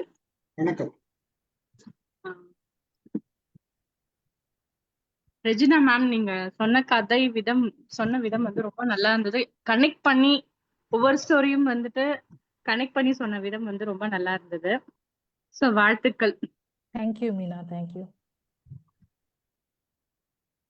நன்றி நன்றி நன்றி. வாங்க சார், அடுத்து யார் பேசுது? சத்யநாராயண சார் வாங்க. Good evening, Dr. Regina Madam. Excellent. I'm a retired professor Satyanarayana from Wildlife. Actually, நீங்க அந்த கதை சொல்ற விதம் பார்த்தீங்கன்னா ரொம்ப ரொம்ப அந்த காலத்துல நான் குழந்தையா இருக்கும்போது அம்மா சொல்லும்போது கதையெல்லாம் ஞாபகம் வருது. அப்புறம் எனக்கு ஒரு சிந்தனை என்னன்னா, இந்த கதைகள்லாம் வந்து first what is the source? இப்போ அந்த காலத்துல அந்த கதை எழுதும்போது கற்பனையா எழுதுனாங்களா, இல்லை அந்த நடத்தைகள், நிறைய கதை சொல்றோம், காக்கா கதை சொல்றோம், அந்த நடத்தை பார்த்திருப்பாங்களா, அதை பார்த்து அந்த கதையை உருவாக்குனாங்களா, இஸ் இட் ரியல் ஆர் எல்லாமே கற்பனையா, இல்லை அனுபவங்களை வச்சு கதை எழுதுறாங்களான்னு எனக்கு ஒரு தெரிஞ்சுக்கொள்ள விரும்புகிறேன். இல்ல சார், கதைகள் வந்து எப்பவுமே வந்து நீங்க இப்ப கூட நீங்களே ஒரு கதை எழுதினீங்கன்னா திடீர்னு ஒரு ஒன் லைன் இல்ல ஏதோ ஒரு வார்த்தை வந்து உங்களுக்கு ஒரு பெரிய கதையை கொடுத்துரும். சில நேரங்கள்ல உங்களுக்கு ஒரு அனுபவம், நீங்க அனுபவிச்ச சிலது வந்து 90% உங்க அனுபவமா இருக்கும், 10% கதையா இருக்கும், புனைவா இருக்கும். ஸோ எல்லாமே கலந்து வர்றதுதான். இப்போ ஏதோ ஒரு ஒரு ஒரு மனநிலையில இருக்கும்போது சில எண்ணங்கள்லாம் நமக்கு தோணும், அது கதையா மாறும். சில சமயத்துல நேர்லயே நடந்திருக்கும் சில வகைகள். அதை வச்சு ஒரு குழந்தைக்கு சொல்லும் போது ஒரு பூனை இருந்துச்சா, அது எலியை பார்த்துச்சா, அதை கொண்டு போய் பிடிச்சதா, அந்த மாதிரி சொல்ல ஆரம்பிச்சுதான் கதைகள் வந்திருக்கும். புனைவும் ரெண்டும் சேர்ந்து வரும். ஆனா அது எந்த அளவுக்கு மிக்ஸ் ஆகுது, 10-90 இல்ல 90-10 80-20 அது வந்து நம்ம கணிக்கவே முடியாது. அது ஒரு எழுத்தாளர் இல்ல கதை சொல்லிய பொறுத்தது அது. நன்றி நன்றி நன்றி சார். நன்றி சார். அமுதா மேடம் வாங்க. வணக்கம்மா, ரொம்ப நல்லா இருந்தது. எல்லாருக்கும் வணக்கம் சார். நீங்க வந்து ரொம்ப அழகா ரேணுவோட கதையில தொடங்குனீங்க. நான் சொன்ன கதையிலையும் கொஞ்சோண்டு பார்த்தேன், எல்லாமே கதையில இருந்தே தொடங்குகிறது அப்படின்னு சொன்னீங்க. நாங்க சின்ன பிள்ளையில இத சும்மா உங்களுக்கு நான் சொல்லணும் அப்படிங்கிறதுக்காக நான் சொல்றேன். எங்க அம்மா எங்களுக்கு கதை சொன்ன காலங்கள்ல இந்த காக்கா வந்து ஜாடியில தண்ணி கம்மியா இருந்தது, கல்லெல்லாம் பொறுக்கி போட்டுது, தண்ணி மேல வந்தது, குடிச்சுது, அப்படிதான் அந்த கதை இருந்தது. அப்ப எங்க அம்மா எங்களுக்கு அந்த கதையை எப்படி சொன்னாங்கன்னா, ஜாடியில கொஞ்சமா தண்ணி இருந்தது, அந்த காக்கா வர்ற வழியில ஒரு கடையில நிறைய ஸ்ட்ரா தொங்குனதை பார்த்துச்சு, உடனே ஓடி போய் அந்த ஸ்ட்ராவை எடுத்துட்டு வந்து அதுல போட்டு குடிச்சிட்டுது அப்படின்னு எங்க அம்மா எனக்கு வந்து எங்களுக்கெல்லாம் கதை சொல்லியிருக்காங்க. எந்த கதை சொன்னாலும் எங்க அம்மா சொல்ற கதை வந்து எல்லா கதைகள் மாதிரியும் இருக்காது. அந்த கதைகளை வேறுபடுத்தி தான் எங்க அம்மா எங்களுக்கெல்லாம் சொல்லியிருந்தாங்க. நீங்க இந்த காக்கா நாரி கதை, இந்த முயல் ஆமை கதை, இந்த கதைகளை எல்லாம் கூட ஒவ்வொரு முறை கேட்கும் போது ஒரு ஒரு விதமான எண்ணங்கள் உங்களுக்கு தோணுது. இந்த கரடி அந்த பையன்க கதை அதையெல்லாம் பார்க்கும்போது அப்படின்னா அதே மாதிரிதான் வயது கூட கூட அந்த கதைகள்ல நிறைய நமக்கு தோணும். இப்ப நீங்க சொல்லும் போது அந்த முயல் ஆமை கதைய, முயல் தூக்கிட்டு போய் ஆமையை கொண்டு போய் அந்த இதுல சேர்த்துட்டுது, 2 பேரும் ஜெயிப்போம் அப்படின்னு சொல்லுச்சு. எனக்கு என்ன தோணுச்சுன்னா, அதை என்னத்துக்கு அவ்வளவு ஓட்டமா தூக்கிட்டு போய் 2 பேரும் ஜெயிக்கணும்? சும்மாவே அவங்க போக்குல இருந்திருக்கலாம். இவங்க உடல் தன்மை வேற, அவங்க உடல் தன்மை வேற. அதுதான் வந்து அந்த 3வது வெர்ஷன் மேம். ஒவ்வொருத்தரும் அவங்களுக்கான போராட்டத்துல ஜெயிக்க முடியும். ஆமா, இது வந்து மத்தவங்கள பார்த்து நம்ம இது பண்ணக்கூடாது. இப்ப இதுவே வந்து இன்னொரு விதமா ஒரு ஓட்டப்பந்தயம் வைக்கும்போது, ஆமை வந்து நான் என்னோட வீட்டை தூக்கிட்டு வரேன், நீ உன்னோட வீட்டை தூக்கிட்டு வரியா, நம்ம 2 பேரும் ஓடுவோம் அப்படின்னு கேட்கும்போது முயலால அது வீட்டை தூக்க முடியாது. ஏன்னா அது புதற்குள்ளதான் இருக்கும். அப்ப அதால அது தூக்க முடியாது. அப்போ பொருத்தமில்லாத ஒரு உறவுகளோட நாம போகும்போது பொருத்தமில்லாத விளைவுகள் ஏற்படும். பொருத்தமில்லாத அந்த தோத்து போகும்போது ஏற்படக்கூடிய மன வருத்தங்கள், ஐயோ நம்மளால ஜெயிக்க முடியலையேன்னு தன்னைத்தானே நொந்து கொள்வது, அதெல்லாம் இல்லாம போட்டிகள் இல்லாத ஒரு உலகத்தை நோக்கி இவங்க போற மாதிரி கூட அந்தந்த வயசுக்கு ஏற்ப தோன்றது மாதிரி எனக்கு இப்ப தோன்றது இதுதான். என்னத்துக்கு அந்த ஓட்டம் ஓடி ஜெயிக்க சொன்னாங்க? யாரு? எதுக்கு இதுங்க ஓடணும்? அது பாட்டுக்கு போயிட்டு அதாவது சாப்பிட்டமா நிம்மதியா இருந்தமா அப்படின்னு இருக்கலாம். இல்ல ஓடணும்னா அதை ஒத்த ஆமையோட ஓடணும். அதை விட்டுட்டு தன்னோடு ஒத்து வராத ஒன்றோடு எதுக்கு ஓடணும் அப்படின்னு ஒரு நினைவு வரும். அதே மாதிரி இந்த காக்காயை புகழ்ந்து பேசின உடனே நரிக்கு அந்த வடை விழுந்துட்டுது அப்படிங்கும்போது பழைய கால புலவர்கள்லாம் இப்படி புகழ்ந்துதான் மன்னர்கள் கிட்ட பேசினாங்க. மன்னர்கள் பரிசுகள் கொடுத்தாங்க. அந்த இடத்துல காக்கா மன்னர் மாதிரி இருக்குது. நரி பரிசு வாங்கிட்டு போகுது. புகழ்ந்து பேசுறதுனால ஒண்ணு கிடைக்கும் அப்படிங்கிறது இயல்புதான். அந்த மாதிரி புகழ்ச்சியா கொடுத்துக்கலாம். இல்லைன்னா எனக்கு இந்த வடை தானே, இதை நான் எப்ப வேணாலும் எடுத்துக்கலாம், பாவம் நரி போச்சுன்னா பெரிய உருவம், அதுக்கு கிடைக்காம கூட போகும், நம்மன்னா ஒரே நிமிஷத்துல ஓடி போய் அப்படியே தூக்கிட்டு ஓடி வந்துடலாம், அந்த நினைவு இருக்கும். ஆனா நீங்க சொன்னீங்க பாருங்க, பாட்டி இந்த வயசுக்கும் வடை சுட்டு விற்கிறாங்க. அது நம்மள நாமளே கடைசி வரைக்கும் ஒரு சுய முன்னேற்றத்தோட, ஒரு சுய சிந்தனையோட, ஒரு சுய வாழ்க்கையை வாழணும் அப்படிங்கிற அந்த கருத்தை நமக்கு உணர்த்துது. இந்த மாதிரி அந்த கதைகள் படிக்க படிக்க நிறைய உணருது அப்படிங்கிறத ஒவ்வொருத்தரும் உணர்ந்து உணர்ந்து அந்த கதையை சொல்லும் போது அது இத்தினோண்டு இருந்த கதை மிகப்பெரிய ஒரு கதையாக மாறும். அப்படிதான் மகாபாரதம் எல்லாம் மாறி வருது. குட்டி குட்டி குட்டி குட்டியா அங்கங்க இருந்தது எல்லாம் ஒன்னா சேர்ந்து ஒரு மிகப்பெரிய ஒரு கதையா காலங்காலமாக சொல்லப்பட்டு வருது. அதனால இந்த கதைகள் எல்லாம் அவைகள் எல்லாம் விதைகள், அவைகள் எல்லாம் பெரும் விருட்சங்களாகும் அப்படிங்கிறது ரொம்ப நல்லா இருந்தது. உங்களோட கதைகளையும் அதுல நிறைய இணைத்து சொன்னது ரொம்ப சிறப்பா இருந்தது. ரேணுவும் ரொம்ப அழகா அந்த கதையை கொடுத்திருந்தாங்க. ரொம்ப மகிழ்ச்சி. இப்ப உங்களோட இந்த குரலை மறுபடியும் கேட்டு, ஏன்னா ஏற்கனவே ஒரு தடவை உங்களோட கதைகளை நாங்க கேட்டிருக்கோம், இது 2வது முறை கேட்பது ரொம்ப மகிழ்ச்சி. நன்றி. நன்றி, மகிழ்ச்சி. நன்றி நன்றி மேடம். நன்றி நன்றி. வேற யார் பேசுறது? செல்வகுமார் சார். மேடம் வணக்கம் மேடம். ஒரு கட்டுரையை பாத்தீங்கன்னா அதையும் ஒரு கதை மாதிரி எங்களுக்கு எல்லாம் சொன்னது ரொம்பவே மகிழ்ச்சியா தான் இருக்கு. பட் இதுல பாத்தீங்கன்னா அலெக்சாண்டர் இந்த டயோனசஸ் கிட்ட சொன்னது, வாளின் கூர்மையால் மண்ணை வென்றவன் நீ, நூலின் கூர்மையால் என்னையே வென்றவன் நான், அப்படியே சொல்லியிருந்தாரு. ஆனா இன்னைய சிச்சுவேஷன்ஸ்ல அவர் இருந்திருந்தாருனாக்கா ஏஐயின் மதியால் உலகை வெல்வோம் நாம் அப்படிதான் சொல்லியிருப்பார் போல இருக்கு. ஏன்னா இன்னைக்கு ட்ரெண்ட் பாத்தீங்கன்னா எல்லாமே ஏஐ ஆயிடுச்சு. அன்னைய சூழ்நிலையில அவர் அந்த மாதிரி சொல்லியிருக்காரு. பட் இன்னைய சூழ்நிலையில இப்படிதான் சொல்லணும் போல இருக்கு. அதுவும் இல்லாம அதுல அவங்க லாஸ்டா முடிச்சிருந்த வரி பாத்தீங்கன்னாக்கா, கதையை கேட்பது என்பது வேறு ஒருவரின் வாழ்வை அறிதல் மட்டுமல்ல, நம் சொந்த ஆன்மாவின் ஒரு புதிய மூளைக்குள் ஒளி வீசுவது போன்றது அப்படின்னு சொல்லியிருக்காங்க. அப்போ நம்ம கதை கேட்குறோம்னாலே பாத்தீங்கன்னா நமக்கு ஒரு புது எனர்ஜி கிடைக்கும்ன்றத அவங்களுடைய கட்டுரையில சொல்லியிருக்காங்க. பட் நீங்க எங்களுக்கு இன்னும் ஒரு புதிய பரிமாணத்துல இதெல்லாம் எங்களுக்கு சொன்னது பாத்தீங்கன்னா ரொம்ப மகிழ்ச்சியா இருக்கு மேடம். நீங்க அடிக்கடி எங்களுக்கு இந்த மாதிரி இன்னும் உங்களை சார்ந்த கதைகள் எல்லாம் சொன்னீங்கன்னா இன்னும் கொஞ்சம் கூட நாங்க சந்தோஷமா இருப்போம்னு நினைக்கிறோம் மேடம். Thank you thank you. நன்றி நன்றி செல்வகுமார். அதாவது டயஜன் அவருக்கு இன்னைக்கு இருந்ததா என்ன கேட்டிருப்பாருன்னா, முதல்ல கேஸ் கிடைக்கிறதுக்கும் பெட்ரோல் கிடைக்கிறதுக்கும் அரேஞ்ச் பண்ணிட்டு மத்ததெல்லாம் அப்புறம் பாத்துக்கலாம்னு சொல்லியிருப்பாரு. நான் போய் ட்ரம்ப் கிட்ட பேசிட்டு வரேன், நான் போய் அந்த மாதிரிதான் சூழ்நிலை.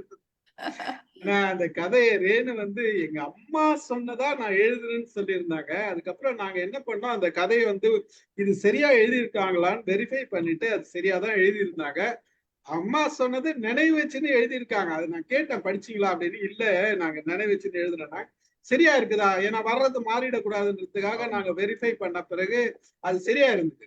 அது ஞாபகம் வச்சுன்னு எழுதுனது ரேணுக்கு பாராட்டுகள். அருமை. அதுதான் அவங்க சொல்றதே, கதை வடிவுல சொன்னதாலதான் எனக்கு ஞாபகம் வச்சிருக்காங்க அப்படின்றது மகிழ்ச்சி. கல்யாணி மேடம் வாங்க. வணக்கம், அனைவருக்கும் வணக்கம். ரெஜினா வணக்கம். வணக்கம். நல்லா அழகா சொன்னீங்க. நான் கொஞ்சம் லேட்டா ஜாயின் பண்ணேன். பட் அவங்க ரேணுவோட இத சொல்லி முடிச்சுட்டு, அதுக்கப்புறம் அது கூட சேர்ந்த மாரியே நீங்க வந்து உங்களுடைய கதைகள் எல்லாத்தையும் எடுத்து சொன்ன விதம் நல்லா இருந்தது. நெறைய இது இப்ப நீங்க சொன்ன மாரி WhatsAppல எல்லாம் வந்துறதுனால ஆல்மோஸ்ட் எல்லாத்தையும் படிச்சிடணும் அப்படிங்கிற மாரி தான் இருக்கு. ஸோ ரொம்ப அழகா இருந்தது நீங்க சொன்ன விதம். அதுதான் மெயினு. எனக்கு வந்து சின்ன வயசுல யாரும் எனக்கு கதையெல்லாம் சொன்னதே கிடையாது. கதையெல்லாம் கேட்டதும் இல்ல.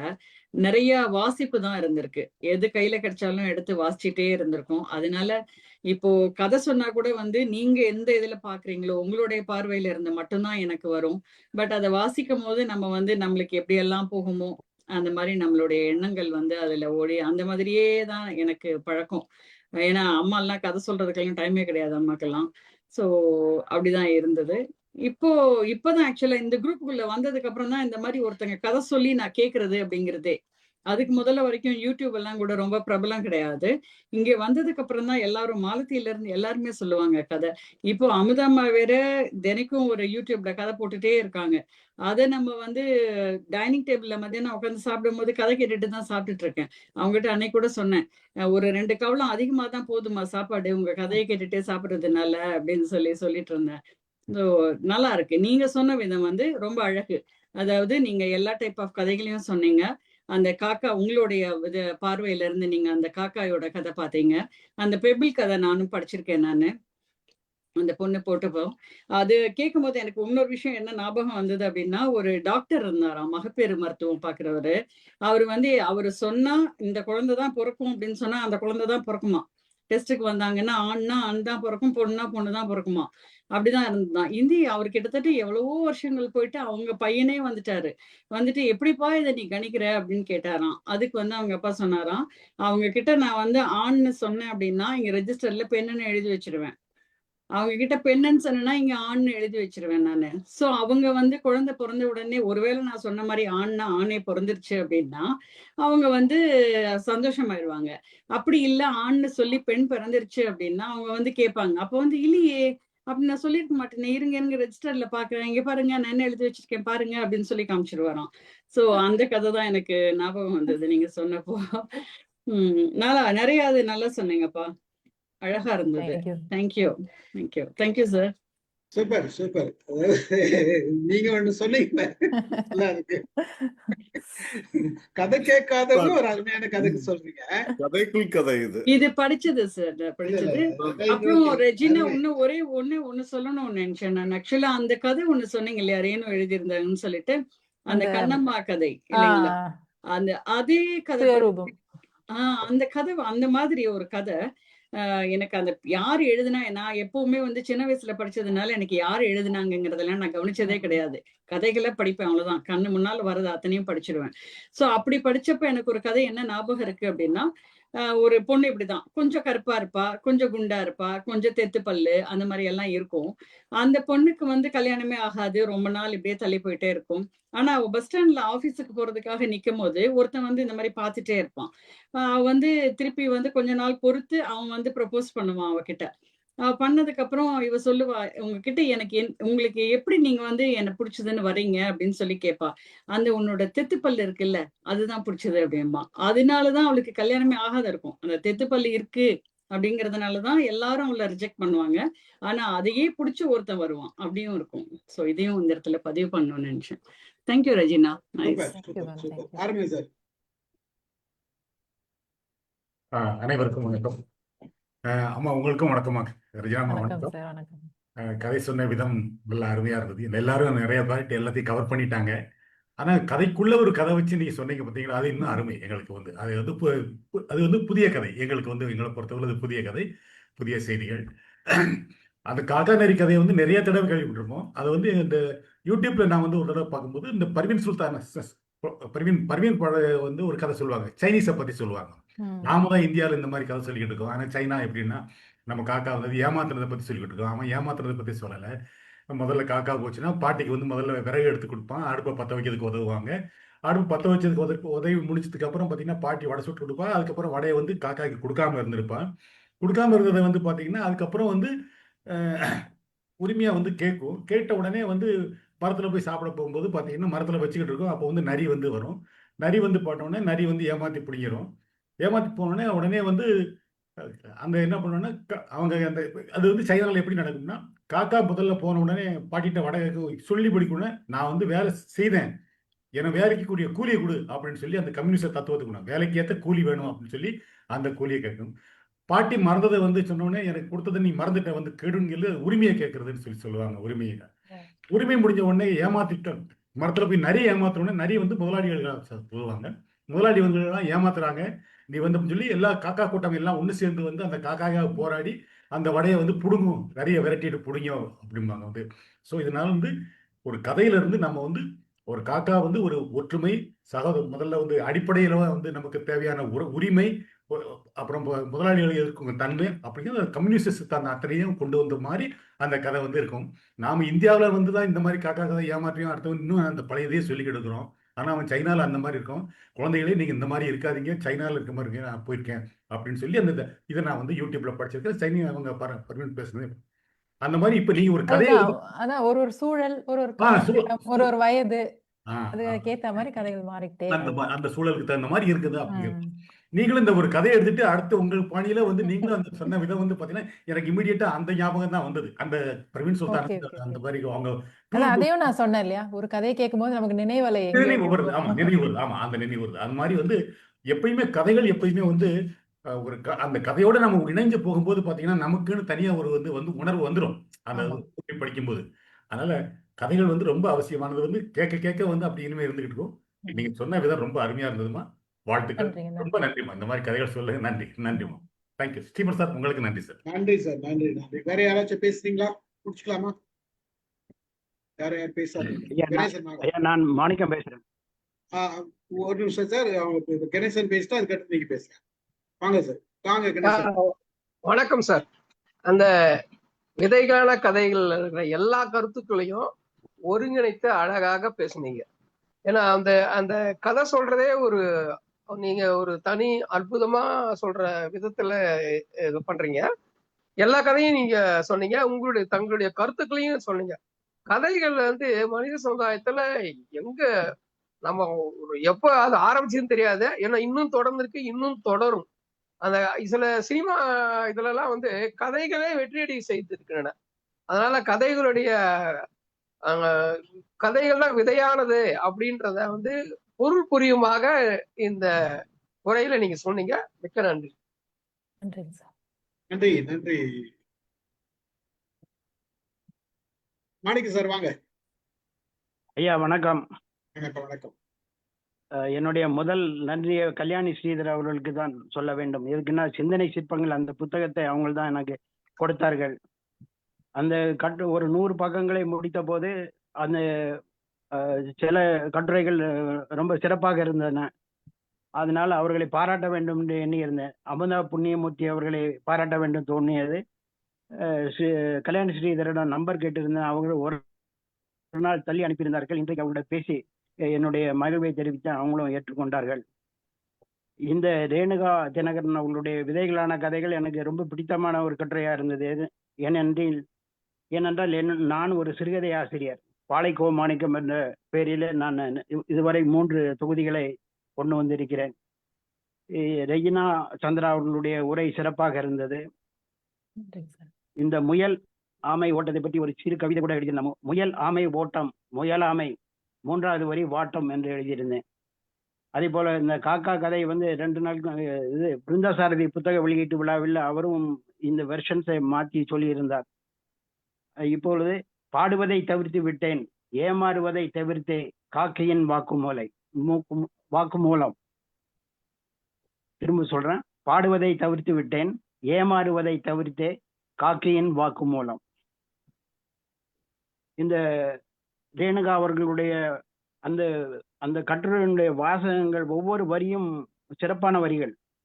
கதைகள் வெறும் சொல்லாடல் அல்ல, அவை மனித மனத்தின் மறைத்த உண்மைகள் வெளிச்சம் போடும் கண்ணாடி. கதைகள் மனிதனின் உள்ளம், உணர்வு, அனுபவம் என அனைத்தையும் பிரதிபலிக்கும் கண்ணாடி. அவை நாமே எதிர்கொள்ள வைக்கும் அமைதியான வழிகாட்டிகள். ஒரு நல்ல கதை வெளி உலகை பற்றிய அறிவை மட்டுமல்ல, நம் உள்ளுலகை புரிந்து கொள்ளும் திறனையும் வழங்கும் சிறப்பான வரிகள் இது. ரெஜினா அவர்கள் சொன்னது போல 90% அனுபவங்களாகவும் 10% கற்பனையோ அது அந்த ப்ரொபோர்ஷனேட் மாறும்னு சொன்னார்கள். சிறப்பானது. ரெஜினா அவர்களுக்கு என்னுடைய தனிப்பட்ட முறையிலான நன்றிகள். நானும் எம்எல்ஏஎஸ் படித்திருக்கிறேன், ஆனால் டாக்டரேட் பண்ணவில்லை. ஆனால் அவர்கள் டாக்டரேட் பண்ணி இருக்கிறார்கள் என்பதை கேட்கும்போது எனக்கு சந்தோஷமாக இருக்கிறது. நான் எம்ஃபில் வரைக்கும் தான் பண்ணேன். எம்ஃபில் அதுவும் peace making and Gandhian thought என்ற டாபிக்கில் பண்ணியிருக்கிறேன். நன்றி, வணக்கம். நன்றி சார், நன்றி சார், நன்றி சார். மேடம் சொல்லுங்க. நான் ஒன்னே ஒன்று சொல்லணும்னு நினைச்சேன். ரொம்ப கட்டாயம் சொல்லணும்னு ஆசையா இருந்துச்சு, அதனால சொல்றேன். அதாவது ஸ்ட்ரீம் ஆஃப் கான்ஷியஸ்னஸ் பத்தி அவங்க சொன்னாங்க. ஒரு இந்த கதையை வந்து நான் 2-3 தடவை படிச்சிருக்கேன். அந்த கதையினோட தலைப்பு வந்து ஆஸ் ஏ லே டைங். அவங்களுக்கு தெரிஞ்சிருக்கும் அந்த புஸ்தகத்தை பத்தி. வில்லியம் ஃபாக்னர் அப்படிங்கிறவங்க எழுதுனது. எங்களுக்கு சிலபஸ் இருந்துச்சு, அதுக்கப்புறம் நான் திருப்பி படிச்சிருக்கேன். 1930 எழுதின கதை. இது வந்து ஒருத்தங்க இறந்துடுறாங்க. அதில் 15 கேரக்டர் மூலம்தான் நம்ம அந்த அம்மாவை பற்றி, அது யார் இறந்தாங்களோ அவங்கள நம்ம தெரிஞ்சுக்கிறோம். அவங்க வந்து அவங்கள அவங்கள வந்து பரி பண்ணணும், அவங்களோட விஷ் படி அவங்கள பரி பண்ண போகிறாங்க. ஆனால் இதில் இந்த 15 கேரக்டர்ஸும் ஸ்ட்ரீம் ஆஃப் கான்ஷியஸ்னஸ், அதாவது அவங்கவுங்க தாட்ஸ் அப்படி ரொம்ப ரொம்ப நல்லா இருக்கும். ஆனால் ரொம்ப கவனமாக படிக்கணும். கேக் பண்ணுவாங்க, கேக் வாங்கிட்டு வர்றது, இந்த அம்மா இறந்து படுத்துட்டு இருக்கிறாங்க, பட் ஆனால் நார்மல் லைஃப்பும் போயிட்டு இருக்காங்க. நான் கேக் வாங்குறது, பிரெட் பண்ணுறது, இதெல்லாமே போயிட்டு இருக்கு.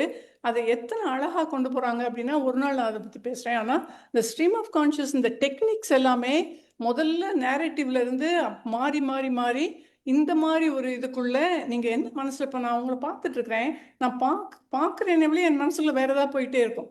ஸோ அந்த மனசுக்குள்ள என்ன போகுது, இப்போ எதெல்லாம் கேட்கும்போது என் மனசு வேற எதாவது நினச்சிட்டு இருக்கோம்ல, அதை தான் அந்த ப்ரொஜெக்ட் பண்ணுறாங்க அந்த டெக்னிக்கில். அது வந்து ரொம்பவே பாப்புலராக இருந்துச்சு ஒரு காலத்தில். இப்போ அது வந்து போயிருச்சு அந்த ஸ்ட்ரீம் ஆஃப் கான்ஷியஸ்னஸ். ஆனால் இந்த புக்கெலாம் வந்து நம்ம நிறைய திங்க் பண்ண வைக்கும். ஸோ அதை சொல்லலாம்னு நினச்சேன். ரொம்ப thanks. Thank you madam, thank you. Good. சில விஷயங்கள் தெரியலனாலும் நீங்க சொல்லும்போது சில விஷயங்கள் தெரிஞ்சுக்கிறோம். மகிழ்ச்சி. பிருந்தா சார் வந்திருக்கீங்க, வாங்க, ஏதாச்சும் பேசுறீங்களா?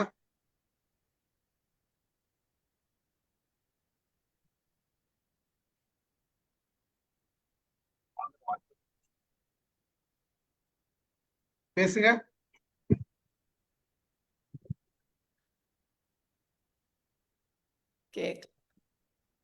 சார் நீங்க பேசுறது எதுவும் கேட்கல சார். டிரைவிங்ல இருக்கீங்களா?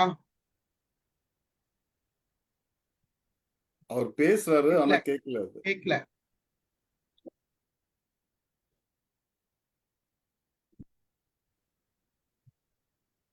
இல்ல போயிட்டாருன்னு நினைக்கிறேன் வெளியில. இல்ல கேட்கல சார், உங்க வாய்ஸ் கேட்கல. இருக்காரு சார், இருக்காரு, லைன்ல இருக்காரு, கேட்கல. Okay okay okay right. Voice கேட்கல. சரிங்க சரிங்க சார். ஓகே, முடிச்சுக்கலாமா? முடிச்சுக்கலாம். நன்றி ரஜினா மேடம். அதாவது ரஜினா மேடம் பேசும்போது பாத்தீங்கன்னா அவங்களுக்கு ஒரு தனி பாணி இருக்கு.